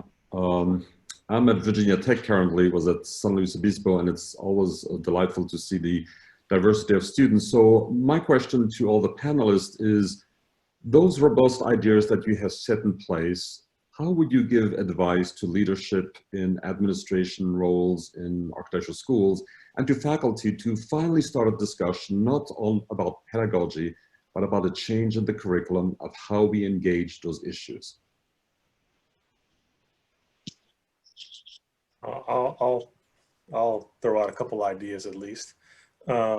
Number one, it's not just about having the leadership have those discussions. It's about changing the composition of that leadership, for bringing in people with different perspectives to add to that conversation. So, you know, I think it's, you know, I don't know numbers off the top of my head, but there is a very low number of African American, other minority faculty, you know, lecturers, whatever, at most architecture schools. I can't even say what the exact percentage is, but I know it's a low number. And so just having additional voices in the room will start to increase the conversations about equity. Because again, kind of going back to where we started at the beginning of the day, you know, we are architects, but we're also people. So our experiences as people are going to inform, you know, the type of architecture that we do. So that's sort of the first piece of it. But then I think the second part of that is also having a continuum of sort of the, as Electrice sort of referred to at the beginning, the pipeline of bringing in the students from representing all parts of the country to request, because ultimately the power of any school is going to be what the students and what the alumni start to reflect and what they want to see happen at their school. So if the grassroots effort is there to bring in topics of social equity and justice and all these different things, then I think then the school needs to respond to that. Well, and I think there's an important part about that, which is really just about representation, and representation matters. And I don't think representation has to be topical either. Like I think that's one of the misnomers I see in education, is that when people of color, African Americans in particular, are brought into faculty, it's usually because they are there for a diversity quotient that is there to, like, particularly in corporate America, you will see there, you know, let's say diverse DEI kind of appointments that are happening across the board in large organizations, but those people are in roles that focus on DEI rather than roles that are about true leadership. And I think that's actually more of the case that I'd like to see more of, is that, you know, that we are promoting people and acknowledging and empowering people that of different backgrounds. And, you know, I think one of the things that is important, like, you know, is acknowledgement of the canon, right? Like the canon that we're all taught and that we all kind of are like educated with is a canon of old, white, wealthy, cisgendered men, right? Like it's the kind of legacy of architecture. And I think just something as simple as acknowledgement of that as being something we'd like to change. I recently took a bunch of students on a walking tour of Venice Beach, where we went to go look at all of the, you know, Stephen wrote a book about it, the LA architects, the LA 10, and, you know, going to go see all of their projects. And I suddenly realized as we were doing the tour, I said, you know, I told my class, I was like, you know, we can go look at a bunch of buildings and it's all done by a group of old white men. And I realized that, I looked at my class and I said, I realized that literally not one of you will ever grow up to be an old white man. But we can change that, right? Like we you know, hopefully someday we'll be doing, the next generation will be doing this tour and they won't have to say that. You know, and I think that's something that is really important, that we can, you know, say that we are, you know, at this moment, which gives me a lot of hope, is when I look at young people and I look at, you know, the change that is eminent in the current generation of young people versus those that are, you know, on the older end of the spectrum. It's quite positive for what the future of the country can be. One of the things, oh, sorry, Angela, go on. Yeah, one of the things that I see happening is that the disciplines are overlapping and the edges between disciplines are blurring. So architecture, landscape architecture, urban design. And so studios that incorporate architecture and landscape design, or studios that have other disciplines in them, I think result in more interesting solutions. And on the professional level, I just discovered that Snowhetta has a process within their firm that I believe they call transpositioning, which is where they have people who are have different roles. So they have the artist, the architect, the landscape architect, and they will have these people change roles. So the artist will do the architect's job, or the landscape architect will do the architect's job, and it results in a much better solution. So I think when you think about the education of an architect or a designer, this idea that you have to kind of understand all these things, that's what's, I think, really interesting to me.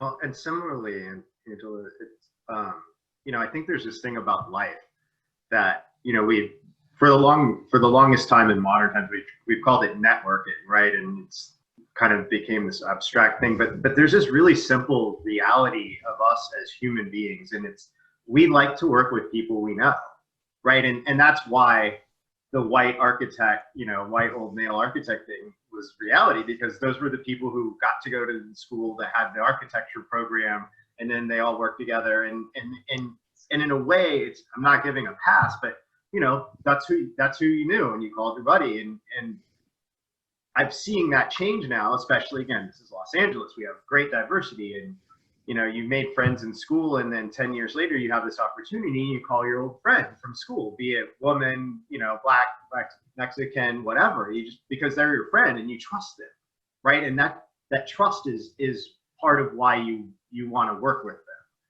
them. On a more focused academic level, I think it's also, don't stay in your hive. Don't stay in the architecture building.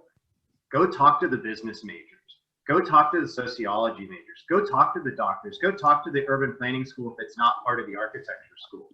Go talk to the poli-sci majors, because we're all living in these little bubbles, especially in school. And whatever it is, whatever the canon is of that school, you know, that's what you know. And then you go out in the real world, and some people are much more insightful. Some people get a lucky break, and some people get a real bad break, and they stay in that. And the more you get out of it, the more you share and the more you learn. And, you know, we'll all help each other. Like everyone here, you know, like burn it into your brain, the faces you're seeing here today, and call those people up on a regular basis, and put it on your calendar to like call somebody from, you know, from your 5 years ago past, and see what they're doing. And it's amazing how many times in my life I've done that, and either that day or, you know, maybe 3 or 4 months later, someone called me up. It's like, you know, we were talking about that thing and this came up. and I could use your input on this or something like that. And maybe I didn't get a job out of it, but I helped them. I helped them in another part of the country or another part of the world. And that's an amazing, amazing sense of empowerment.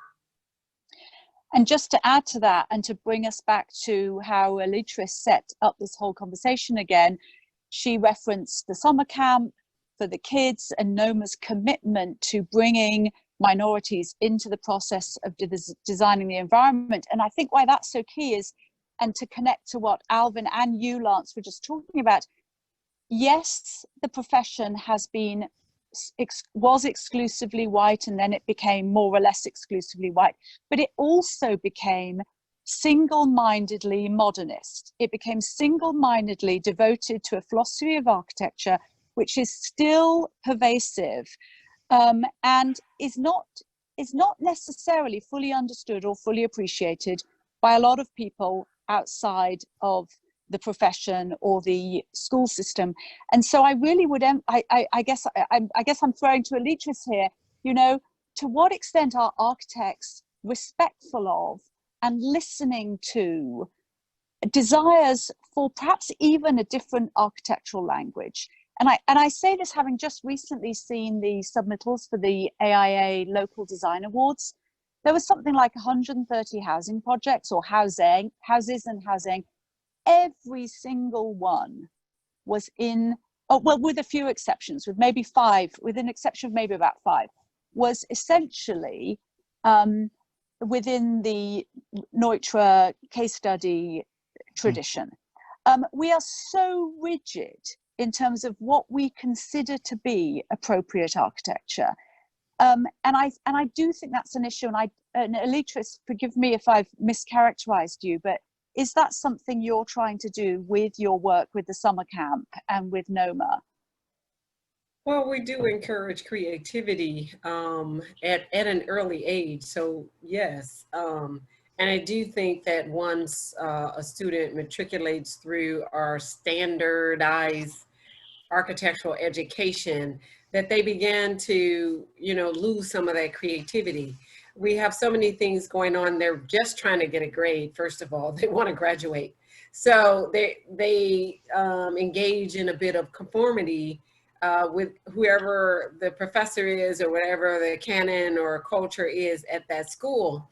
I went to the University of Illinois at Chicago, and for the first 3 years we had this professor who was totally into classical architecture. And I mean, everything we designed had to be in, you know, a classical version, and we had to have, and it was like mandatory. Of course, they eventually, you know, ousted him because, you know, it's just an uproar that we should not all have to do that. So yes, it is our wish and goal to encourage creativity, but the system that we have set up, much like the rest of the systems, kind of they kill that. And I think those that maintain it get to be the Frank Garys and the Paul Williams and the Phil Freelons, who actually just go out there and do their thing and stay committed to it. And I encourage all of the students here to do that. Can I jump in on that, Electrice? I love what you just said. And I'm also curious, do you ever hire college or level or just graduated college level students to teach in your summer program? Yes, we do. We have an extensive mentorship program. Most of them are college students that come to the camp and work out with the campers. They're the closest to them, and their commitment and energy is so high. We're all working all day, and so we love that they come in and they get with the students, and they connect to them because they feel closer to them. Obviously, they're younger, but also they just bring a level of openness even to these younger students, because they haven't been marginalized by these levels of hierarchy that we get into when we get into firms and designing and developers and clients. They're still very light and airy and close to their creativity. So we do like that. And we'd love to have some students from Cal Poly, more students. I also agree with Alvin's comment that I have great hope for the younger generation that has maybe more open-minded than those that have become jaded over time. Francis, I though have to disagree with you in that I don't think it's a education that's teaching anyone to become modern architects that I've been engaged in, and would say most of the educational profession. But I would also say it's the donor class, it's the clients, it's the people we're not educating and we haven't educated or even engaged that all want glass modern boxes, that somehow it's in the air that that's the thing they want. And that's what we're getting. And that's what's being positioned, often usually white glass boxes. So I don't know if you would agree or disagree with me, but I don't think it's just the architects that are failing on this level.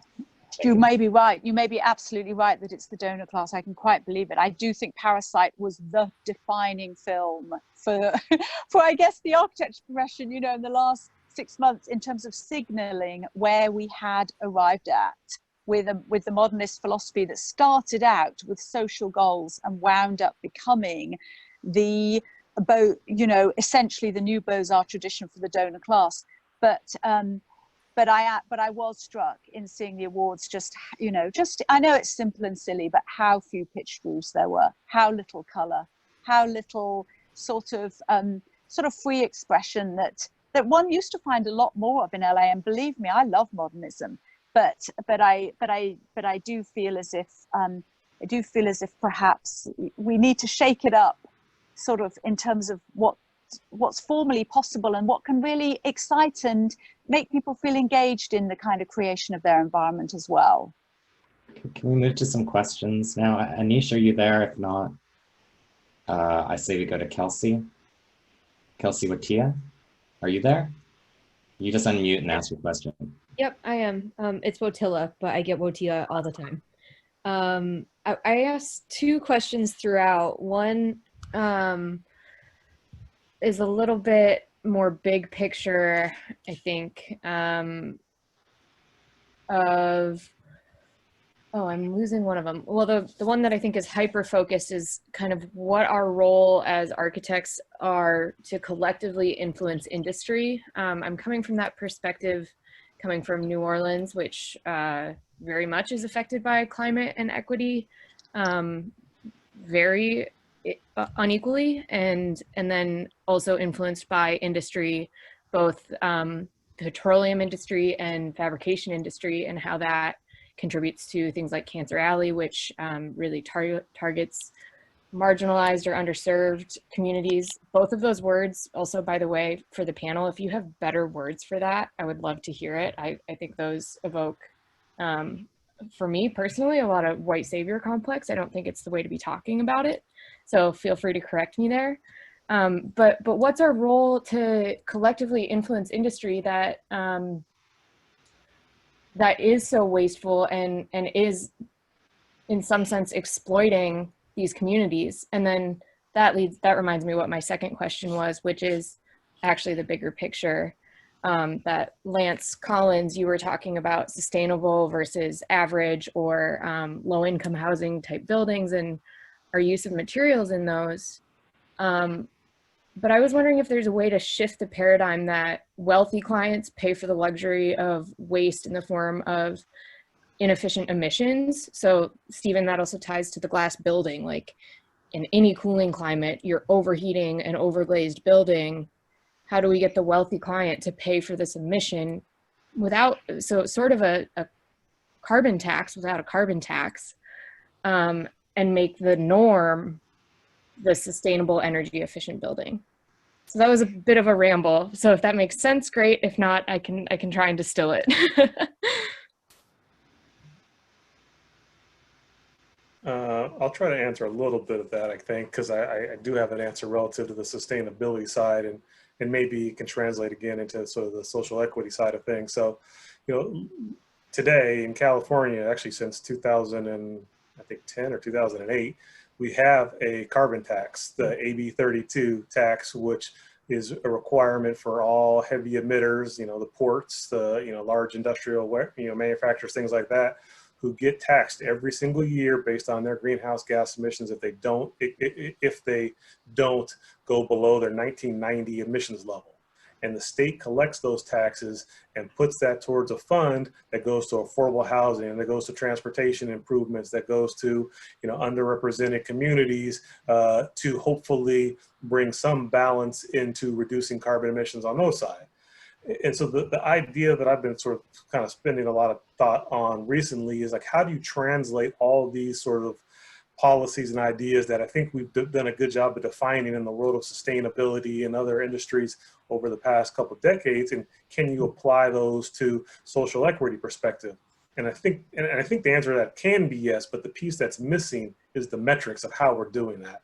And so you have to be able to report, how are we doing? What's the impact of these buildings? Not just how many construction jobs does it create, but you know, what other metrics do we start to look at for how a building impacts a society and a community that it goes in, how's it represented its community. And if we can get to some established sort of parameters and metrics for social impact, you know, and there are some from a social impact investing, but I guess specific to architecture, if we can get to some better metrics for social impact, then we can start to evaluate, do you have a poor performing building or do you have a high performing building? Just like we look at it from a sustainability perspective, and then can make improvement from that perspective.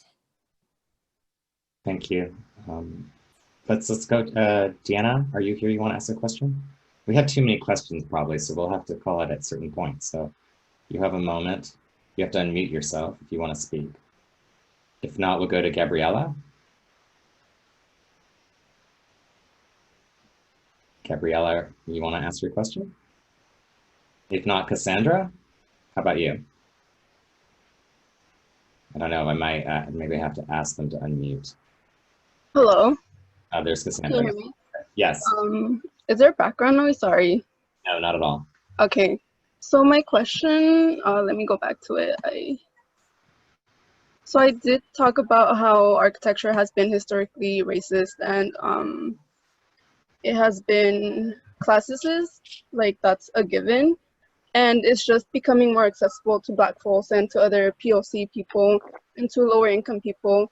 And so my question is regarding what can we do and what can you do as professionals, and what can institutions do to encourage Black people and other people of color to design for our communities rather than to comply to Eurocentric elitist design.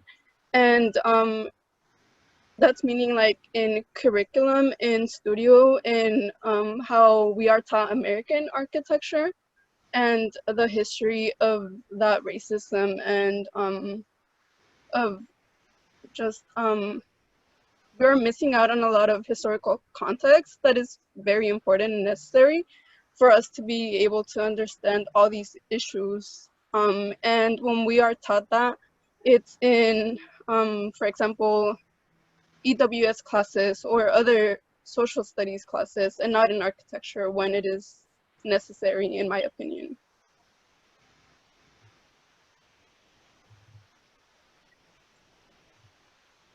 Well, professionally, I can say that, you know, again, I have this blessing and curse of being kind of an infiltrator and insider. So my partner and I have very different ideas about how our firm became so diverse. He's in fact the only pure Anglo in our entire office, 16. And it started with the realization that when we went into the same room, everyone listened to him. And he's 6'3", white, tall guy. And so people just listened to him. It kind of seems like a natural thing. And people would always treat me like his employee. Finally, we decided to change the name of the firm so that it had both of our names. And then the next thing was that I started doing exactly what I said, you know, to you all earlier, is I started reaching out to people that I knew from my past. And I reached out to people in NOMA and I said, hey, do you know any young people at your firms that are maybe getting lost, that aren't getting opportunities, you know, because they're working for big firms or something like that, or they're at a small firm that's just, you know, they only do one type of work.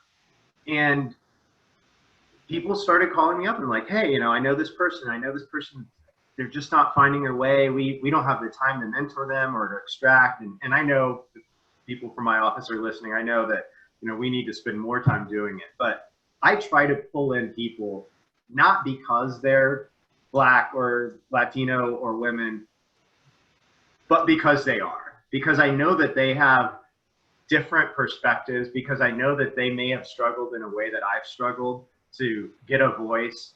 And I bring them in, and some people haven't been successful. It's too hard for them to speak up, and other people are thriving. I mean, we had a young brother last week on our Zoom call who went off, and I sat back silently, and I was wondering like how it was going to come out. And it was one of the quietest people in our offices who sat there, and when he stopped speaking, she unmuted herself and she said, "We're here for you. And not only are we here for you, we're with you on this." So that's, you know, professionally, that's what you can do. I mean, you know, we're kind of preaching to the choir here. Everybody's interested, but because of it, go ahead and be bold, you know, especially the people who own firms or educators. Be bold and reach out. Find those people that are standing in the corner, or, you know, who clearly have some ideas that maybe they're not refined, but they just need to get them out, right? Design is that. Design is, you got to put it on paper and realize that it's a terrible idea. And then you fix it, and then you get comments, and you know, and you improve it, and you improve it, and then you look for things, and you see things that are similar to your idea that were done better.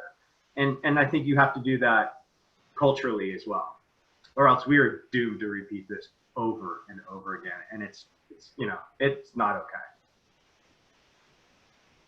I mean, I don't know if this will address your question directly, but maybe it'll talk a little bit about the power of representation. So this is more of a personal anecdote, but I had a student who I taught recently, Latino American, and he was on scholarship at USC, received a full scholarship, and because of that scholarship, he had an annual dinner that he had to invite a faculty member to, and he invited me, and I went to that dinner with him, and we got a chance to really talk and hang out at that. And I got to know him a lot better. And it turns out he's from El Salvador. He's a dreamer, first in his family to go to college. His family was at one time homeless. And one of the interesting things I found out in that meeting was that he was one of my standout, stellar rock star students. And this was in his second semester, second year. And he told me how his first year at USC, he really, really struggled. And he could not compete. And he felt he had total imposter syndrome and didn't feel like he belonged. And it wasn't until he got to my studio where he really excelled. And he identified the reason being that the entire time he was there, all his instructors were white. And me, as his first person of color, as his instructor, suddenly gave him the confidence that his voice mattered and that he could connect with me and talk to me in a way that he couldn't to other instructors. Not because they were bad instructors, not because they were not competent people, not because they were not capable, but that because the barrier he saw between his own achievement and his own possibility was eroded by the presence of somebody that he could identify with. And that really struck a chord with me. And it's something that I think that, you know, in terms of the more that we can do that in terms of bringing in other people that, you know, are out there and actually taking on, you know, like, I know that people are oftentimes wary of the term affirmative action and thinking about that, but affirmative action's been going on whether or not you're talking about people of color or not forever, right? So like whether you call it legacy or you call it about athletes or you call it about other ways that people are identifying people they want to be in that school because it actually makes that school a better place, right? And it isn't necessarily about whether or not they are the people that are checking all the boxes from a kind of statistical SAT, you know, score metric, but there are other metrics to be considered. And I think the more we can value those metrics as things that are important to us as a society, as a discipline, as a culture, then we have opportunities to kind of place value on them. I want to reiterate and also point out that I think what you just said is so important. And I know people don't always agree with me on this one, but number one, I mean, SATs are being eliminated from some schools, which I think is highly valued and what it can open up for opportunities. It's been shown statistically to be delimiting groups of people as opposed to supporting. And then also, I know I'm not supposed to mention Proposition 209, but it hems in our public schools in such a profoundly problematic way. It basically, you know, it's defined to support no bias, but in and of itself, it denies any opportunity for affirmative action except by going around. And it's been a big problem, and it's a problem on scholarships. Trying to give a person of color a scholarship, you can't do that. You can do it based on need, but you can't do it on anything else. So we couldn't have a scholarship for a woman. That's not allowed, even if we've had organizations want to say, can we have a women scholarship? And they're like, no, we can't have that.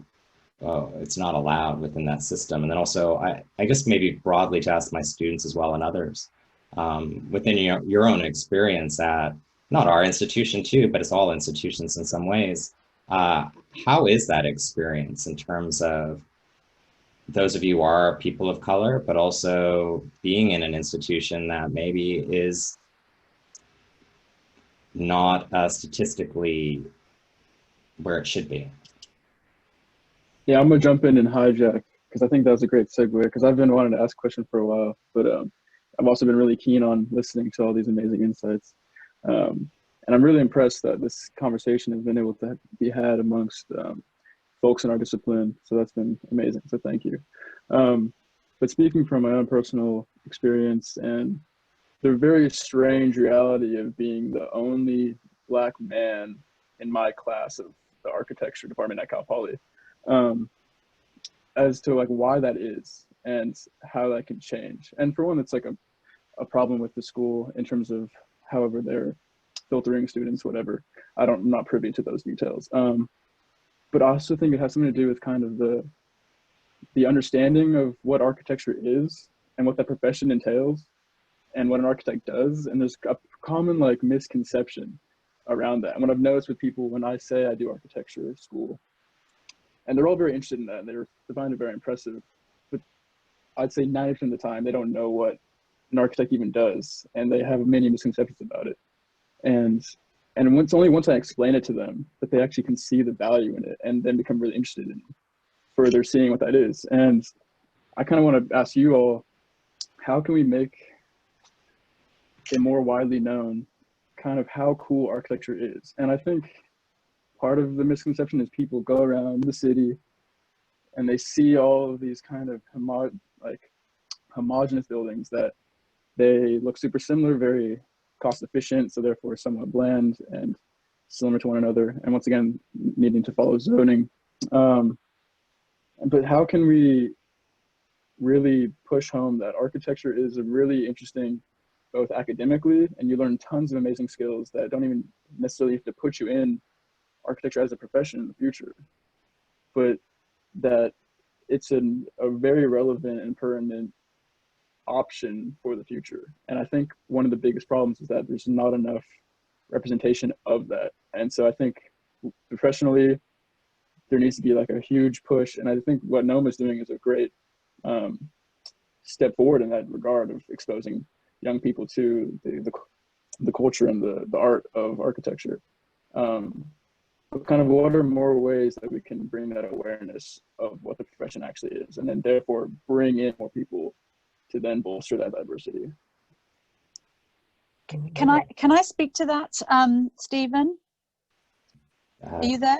Yes. May I offer an answer with a question? In as much as on DNA about 10 or even 15 years ago, I did a bunch of interviews having to do with why there was such low Black representation in design, both graphic design and architecture. Spoke to some people who I'm sure some of us know, mutual friends of us all. And at the time, and forgive me if I'm summarizing or getting things incorrect, but one of the big takeaways was, if you are aspirational, if you are African-American parents with great aspirations for your child, you're probably going to tell them, encourage them to be a doctor, a lawyer. You're not going to tell them to be an architect. That's what I believe I was told. And the reason being, the salaries weren't seen as high enough. And so I throw to you, is that something you had sensed? And how does one change that when it is a reality that for many people within the architecture profession, the salaries aren't high enough. I want Zane to answer that too, but I have to say, like, I think about my education and how many Black men and women have been in that journey with me, and then in the professional environment, and then into the teaching environment, and now even still in the school environment. And I'm talking in architecture, not outside, but in architecture, it is not, it's not enough. It's not even close. And I've heard that exact same thing 30 years ago. 30 years ago, talking to Black friends who weren't going to go into architecture, even though they were in architecture, like, no way.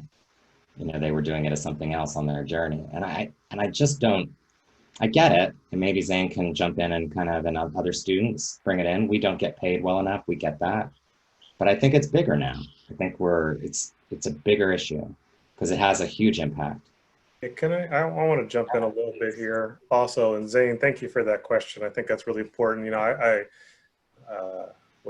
About 30 years ago, I was in a similar position to you, where I was one of only a handful of, African-American students in architecture school at Cornell University. Thankfully we had about 6 in a class of 80. I thought that was pretty good at the time. I've seen, other schools that are at 1 or 2 or 3. So, all universities have that problem for sure. Going back, however far you want to go back in time, and that problem still exists within the profession as you go forward. The AIA statistics tell you that, less than 2% of all licensed architects are African Americans. That number has been the same since 1970 and probably before that. So, 50 years have gone by, at least since the founding of NOMA, and we still have sort of similar metrics. So it is a real life challenge. Without question. I think the most important thing that I thought about, and I'm fortunate enough that I'm actually sort of if you will, a second generation architect. I had an uncle who was an architect and other aunts who were interior designers and different things. So I was exposed to that as a career path, as an option, as, something that existed, in the world pretty early in my life. But, Francis, to your point about the salaries, I think that's a part of it. But certainly when you're younger and, the kids that we bring into our, summer camp starting at age 10 through 17, really the biggest part is exposure, whether it's from their parents, from their friends, from, other members of the community. There just literally isn't an architect to point to say, this is something you can be. We all, not regardless of race or profession, but we all gravitate to things that are around us. Hey, if I see my father's a doctor, the likelihood of me going into the medical profession is going to be higher than someone else. And that's just sort of the nature of how we all operate. So, the challenge is just in getting the representation at the elementary school, middle school, and high school level, so they even understand that it's an opportunity to even pursue. Without question, there are financial concerns we've heard from a lot of people, myself included, who are like, well, that's great, but I got to go to school for 5 years and take out X number of loans. And then when I graduate, I got to set starting salaries. These are all realities. Yes, there's no question about that. But that's sort of step 2. Once you even realize this is something I want to do. And to, Zane, that since you're already in school, is that you realize this is something you want to do, I would just continue to remind you and have you remind yourself the passion for why you want to do this. And especially today, as people are literally protesting in the streets, understanding what the built environment can do and how you can be a part of that change that can be much more long lasting than a protest that's only in one day, but create spaces that people can live in, work in, and whatever going forward that can make some of the changes that we're talking about, from racial equality and everything else. So to me, the why you want to be an architect should supersede everything else. And I'm not saying that the pathway won't be challenging or there's going to be lots of hurdles and all these other things in there. But for me, I remember about why I wanted to be an architect in the first place. And that kind of always sustains me, through all those hurdles of going through school, getting my license, all these different things. I wanted to get to that objective of being able to create things. And that was stronger than, what any professor said to me or, any financial obstacle or anything else. That's what always kind of sustained me through the process. That's so wonderful, Lance. And do you still feel that? I do. I mean, even, you know, we all have the days where we work late at night and get frustrated and have a client that, you know, doesn't agree with you about something. You know, when I remember what it is that I want to do and think back to when I was in, you know, junior high school or elementary school, it kind of reinvigorates me as to, okay, this is what we're doing here again. And let me kind of buckle down and pull out a blank piece of paper and try again on the second attempt or whatever I need to do. So yeah, it does still carry with me. Well, I want to comment to Zane and the young lady that came before him. And she expressed, you know, the lack of representation in the collegiate level of studying of architecture, and just examples of even the work from her community. I'm not sure which community of color she lands in, but it doesn't matter. It is whitewashed in what we are studying in these colleges and universities. And I just wanted to encourage her. This is our reality, and we know that, and you're probably at an institution where there aren't any body that looks like you or from your culture that's there. So then you have to do the work for yourself. This is where mentors come into play. You find one. We can help you find one and put you in touch with someone that can help you get exposed to your community's architecture or the culture of architecture, past, present, and future, that you might be a part of promoting and incorporating and bringing into whatever level you're practicing and studying at this time. So mentorship is very, very important. We are doing work on all levels with this racial pandemic, as we're calling it, and we're going to hit the schools also. We're going to hold them accountable to make sure that that the students are getting what they need, that their curriculums are diverse and inclusive. We can find equity in it for every single student. If there's one student from Alaska that's Eskimoan, that there is a way for him to connect or her to connect with whatever curriculum that is there, and that whatever they bring to the table is accepted. The real issue is that if you practice your cultural heritage in your architectural projects, is it going to be accepted by your professors, by the general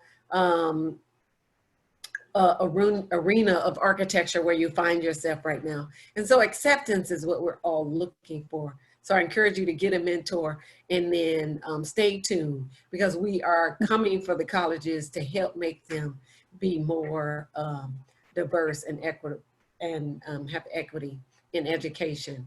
And so for Zane, your story is very familiar to us. Most of the people in the National Organization of Minority Architects have either experienced or witnessed your situation, where we have been the only person of color in the situation, the condition, the job, the culture, wherever in the meeting, and we have had to adjust and prepare ourselves for that. And we again want to encourage you to get mentors and to connect with someone from your culture. We are all available here for you. I met you in January at the Resume and Portfolio Workshop, so I do want to reconnect and make sure that you have what you need when you go back to San Luis Obispo in the fall. And also, just to encourage you, I agree with Lance that most of us are in this thing for what we in Chicago call the love of the game, which Michael Jordan showed to us, that no matter what was going on, I don't care how far behind they were, he believed that they could win. And that is the level of love that we have for architecture. And when you find that point and focus for yourself, nothing will stop you. Not being the only person of color there at school, in the situation at work, nothing will stop you from practicing and promoting this profession, which is why I am the director of the So-Cal-NOMA Architecture Summer Camp. And I put all of my energy and passion into it every year because of that level of love of the game. and providing exposure and introduction to architecture at the youngest age possible. We want to go younger, we do, but the kids are so interesting at 5 and 6 that we just can't control them. So we decided to start at the middle school level, but we do want to develop some programs where we get it into their mind that this is a possibility for them, that even if they don't end up doing architecture, they will see one that looks like them, they will know what it is, and they will be able to use it in their lives in some capacity at some point. I'd also just like to jump in here to respond to Cassandra's earlier question in terms of saying that, you know, I think there is a movement out there right now in terms of a discourse within the discipline of design and discipline of architecture that is focused on, let's say, different voices that are emerging, voices that are non-white, that are appearing and starting to explore and examine things from not a professional level, but an academic or disciplinary level of thinking about what is an Afro aesthetic, what is Afrofuturism, what is, you know, there's a show coming up right now at MoMA. Well, I guess it's not happening in real life anymore. It's a virtual show now, but it's about architecture and blackness in America, and it features a huge roster of African American architects that are exploring these topics, from Yolanda Daniels at USC to Sekou Cook at Syracuse, who had another show at the Center for Architecture in New York, which was called Hip Hop Architecture. And you know, there's all these kind of movements that are emerging now, and I would say one of the things that we need to remember, or oftentimes I think about, is that, you know, architecture, as any kind of creative discipline, is a discipline that authorship occurs in a moment of context. And whether it is thinking about, like, say, the context of 1960s and the emergence of the avant-garde and people like Archigram that are reacting to current political events at that moment, the same way Bob Dylan and Bob Marley were reacting to political moments at that time. We are now, let's say, in the last 5 or 6 years, might be a coincidence with a certain election, seeing a rise in kind of social and spatial justice being a consideration in architecture, right, and in design. And so now we have this kind of momentum and thinking about the context that we are currently occupying as being something that people are reacting to and responding to in the way that they think about design and the way they think about authorship, whether it's through films, whether it's through movie, or whether it's through architecture. This is something that is actually happening now. And that change that you're talking about is actually already in play.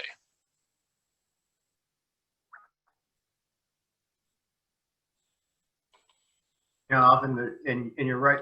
There's something about, you know, I think everyone on this panel is a designer at heart.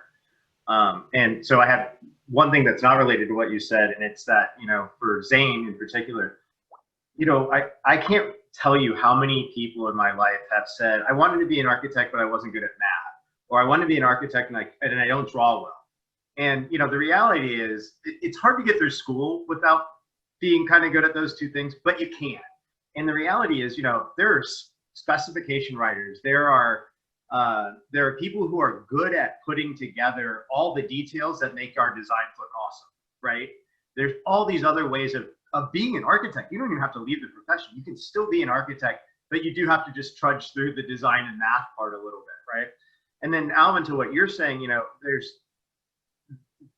there's this reality that the stylistic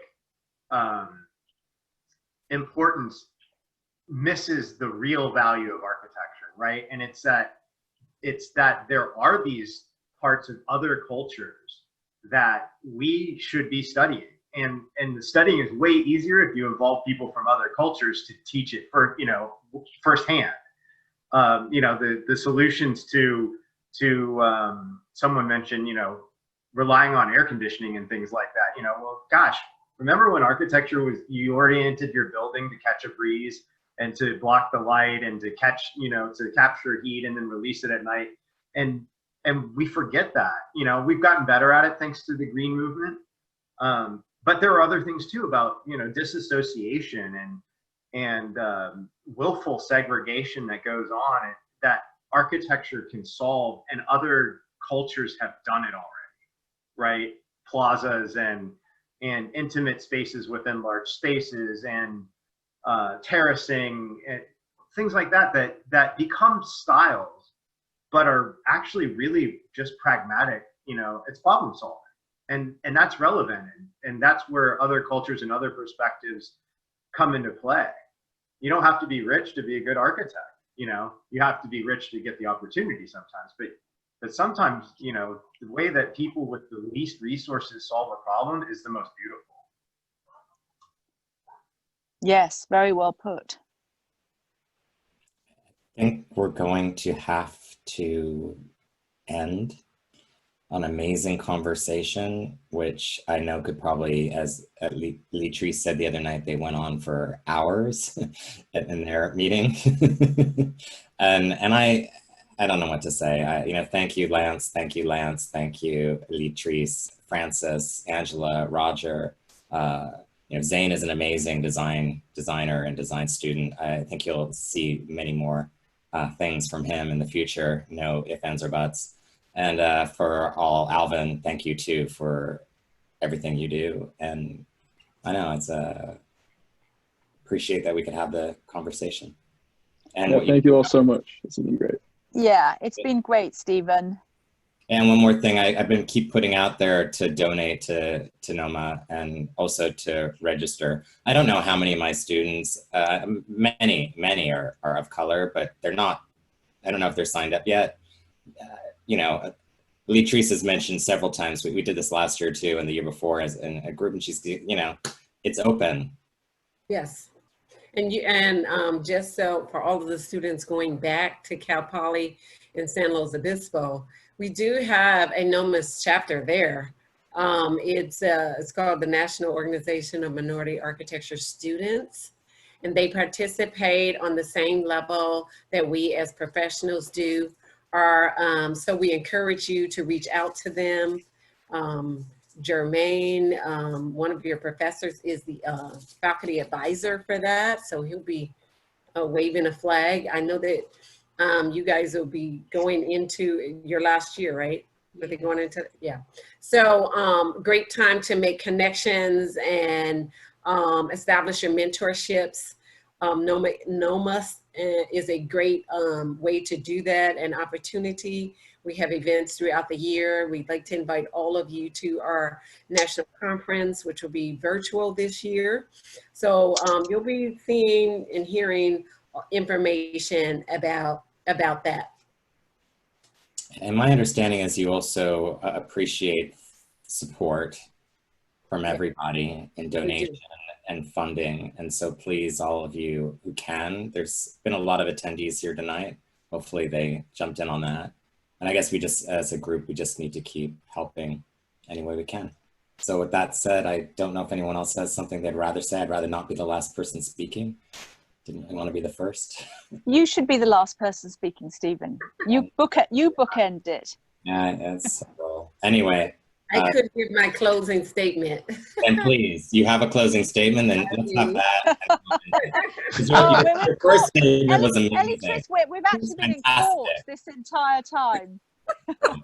Okay, so here it is. Architects, we can use our design skills to create an environment that is not only sensitive and inclusive, but one that also creates and supports economic redistribution, moral correctness, policy reform, and an infrastructure that supports the comfort and well-being of all people, including people of color and Black people in communities of color. We have the power to restore the places where Black people live, work, and play. We can act in harmony with nature and be motivated by our love for people. We can contribute and create equity in place, space, and the environment. Join us as we continue our message to champion the necessary changes that will foster a more diverse, inclusive, and equitable profession.